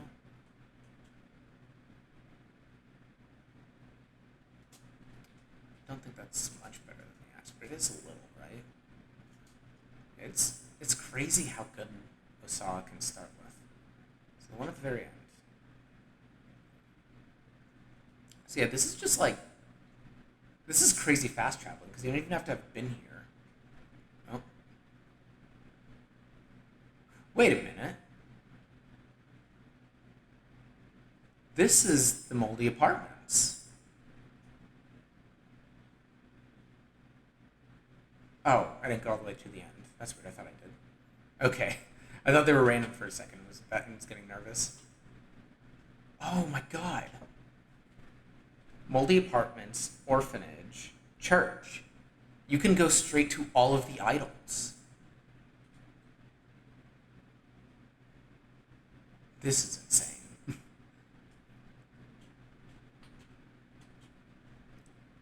Again, the only downside is you have to level up once before, so either you have to make it through the church already, or you need to sleep once, which means you'd have to let Samari die. However, I mean, you can save her just by getting to the church. You don't need to cut down the chandelier or anything.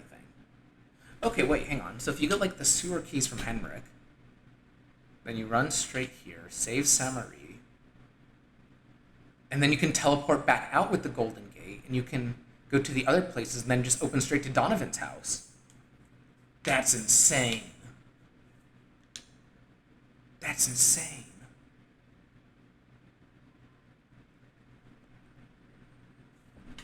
Well, hang on. Let's not count our chickens yet. Can I actually get out of here on my own well?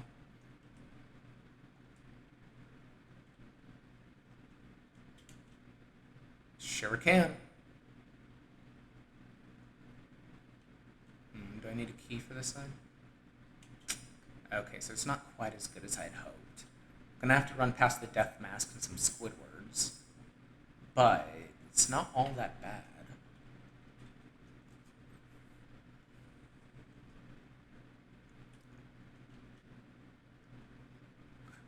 Yeah, that sounds right. So let's go back to the Golden Gate. And there's more than just the orphanage and church, right? So we can skip the first one, or the moldy apartments. We can skip the first one, we already know it's there. So the second to last one is moldy apartments. What about third to last? That's the schoolyard. So that's the orphanage. Mayor's Manor. Oh, this is the one I came from, so ooh, this one actually has shit. Probably can't win. Should I try to take out the arms? How much health do the arms have? Too much. Ow. Oh, but yeah, most sword enemies can only attack the arms. Like, only mages can hurt your legs.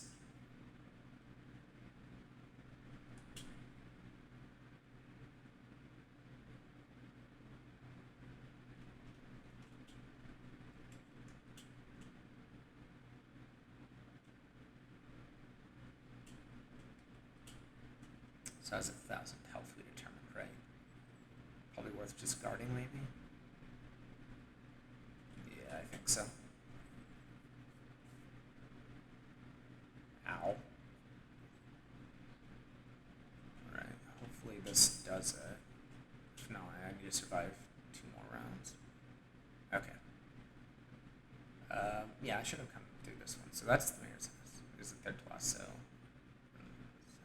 Left, tunnel 7. Oh! Okay. Hang on. So that's going to be a relatively easy one to get to, and that means I don't have to waste chalk. Right? Because there wasn't really anything in the mayor's manor. Here's a question. Can I get to the mayor's manor door without drawing the circle? Unfortunately, I think I saved after drawing the circle, so that will be hard to test. I can do that one off screen. I'm planning to. This is crazy, dude. Wait, so you can totally get ending A without fighting Moonless. I thought I saw somewhere that you couldn't. Someone has to update that, probably.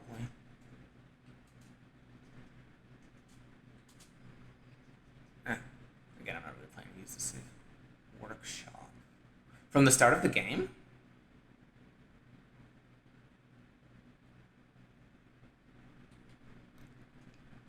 No? This is a different workshop.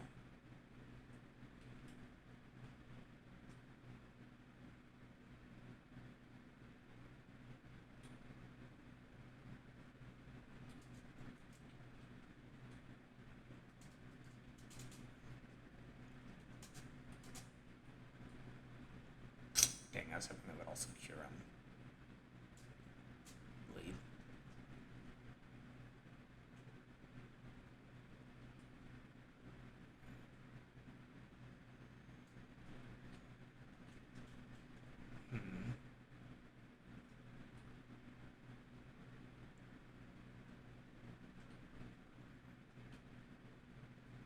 is if I can use all of the doors without drawing a sigil, then I could easily... So hang on, I could do Venushka, right? So I could roll till I get a Venushka book, right? And just do rare. And then I would only need to draw one Sylvian circle and 3 Venushkas to get basically all of the skills, because you can get infinite with Blood Sacrifice. You only need 1 with Masturbate. Huh. So yeah, that appears to be all of them. Okay.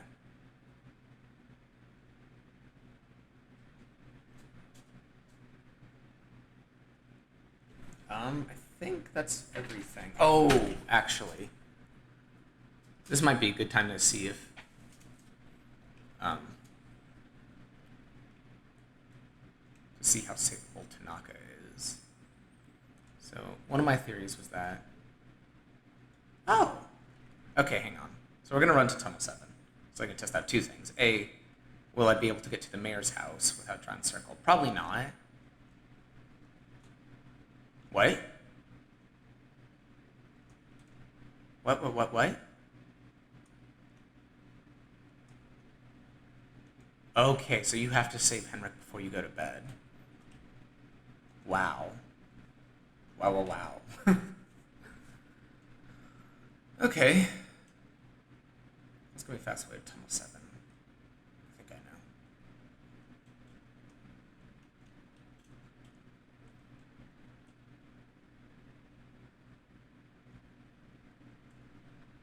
Let's try to avoid Vile, but again, I can probably take him if need be.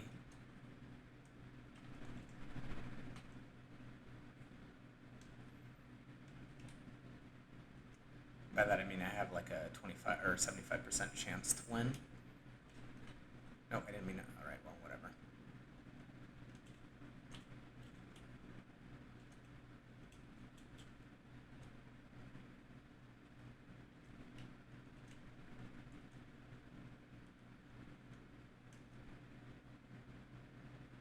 Y'all need to chill. Okay? Okay?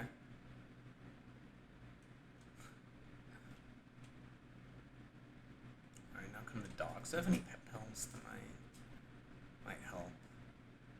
No. Alright, whatever.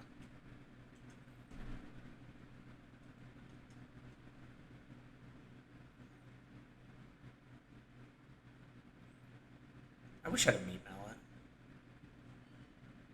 Oh, hey, I didn't get poisoned. Nice. But I'll probably get poisoned by the second one anyway, so it's not like it really helps.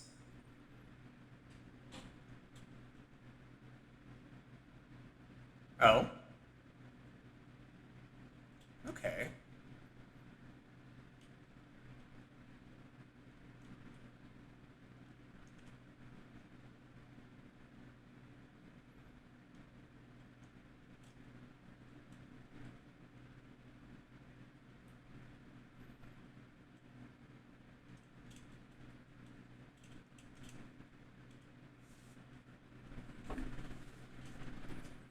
Nice.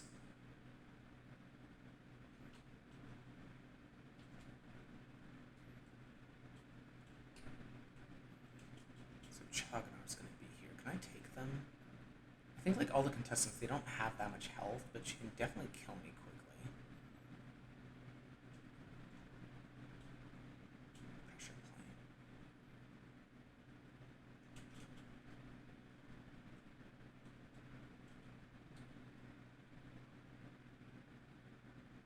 What would I need to break down the store? Like 1,000 damage, I think it was.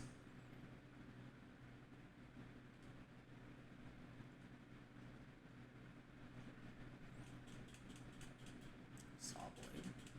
That'd be good if I had weapon craft. Well, I couldn't use it. I need a helper to use it, right?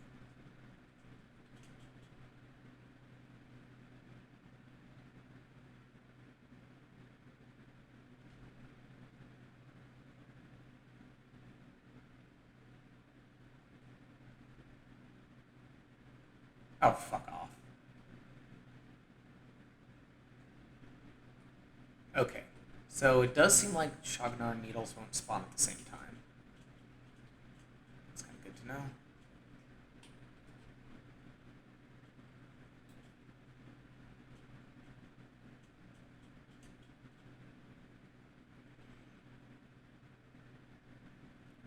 buy booby traps in the slightest. Because I think a booby trap or a bear trap will probably be enough to kill them.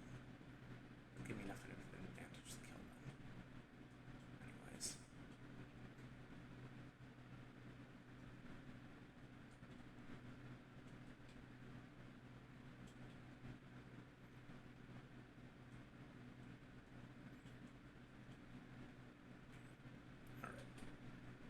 I guess it could have also been me going to the church.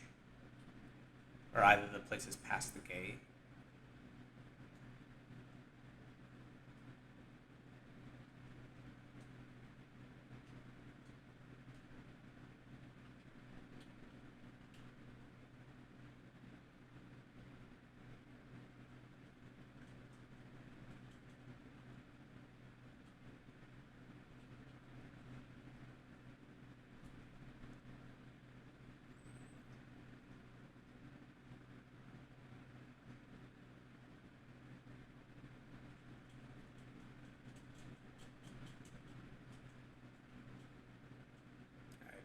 Trying that. Bonk.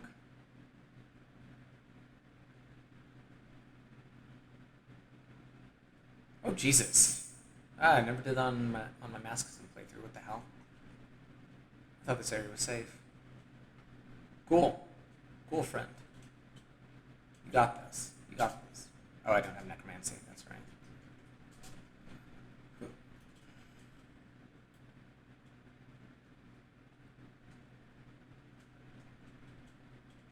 Alignment.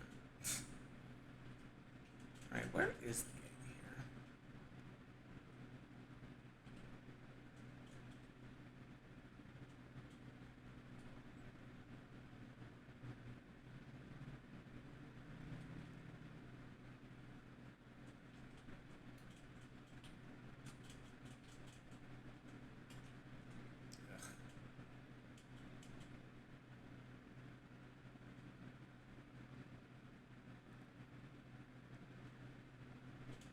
They seem to miss a lot more than I expect.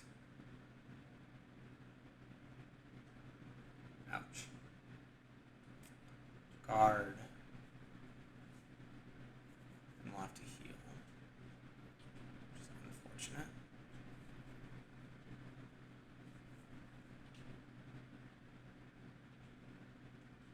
I know what I'm doing. Nice.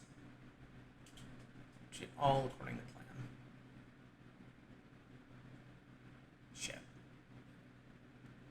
Should be survivable. I think it's only got one. I think it's only got one more attack left in it, just to be safe. Nice.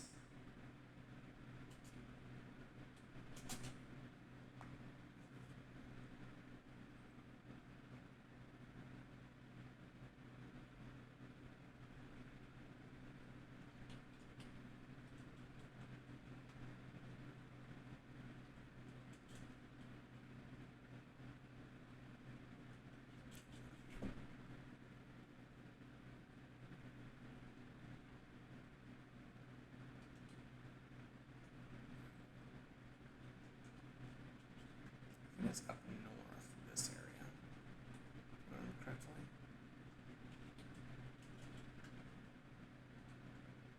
Yes. So it should be the next door over. Right? No. Okay, so you don't need to draw the sigil. Interesting. I'm guessing that means I can't leave. At least not the way it came in. Or not the, you know what I mean. Like I can't go to where the ritual circle should be.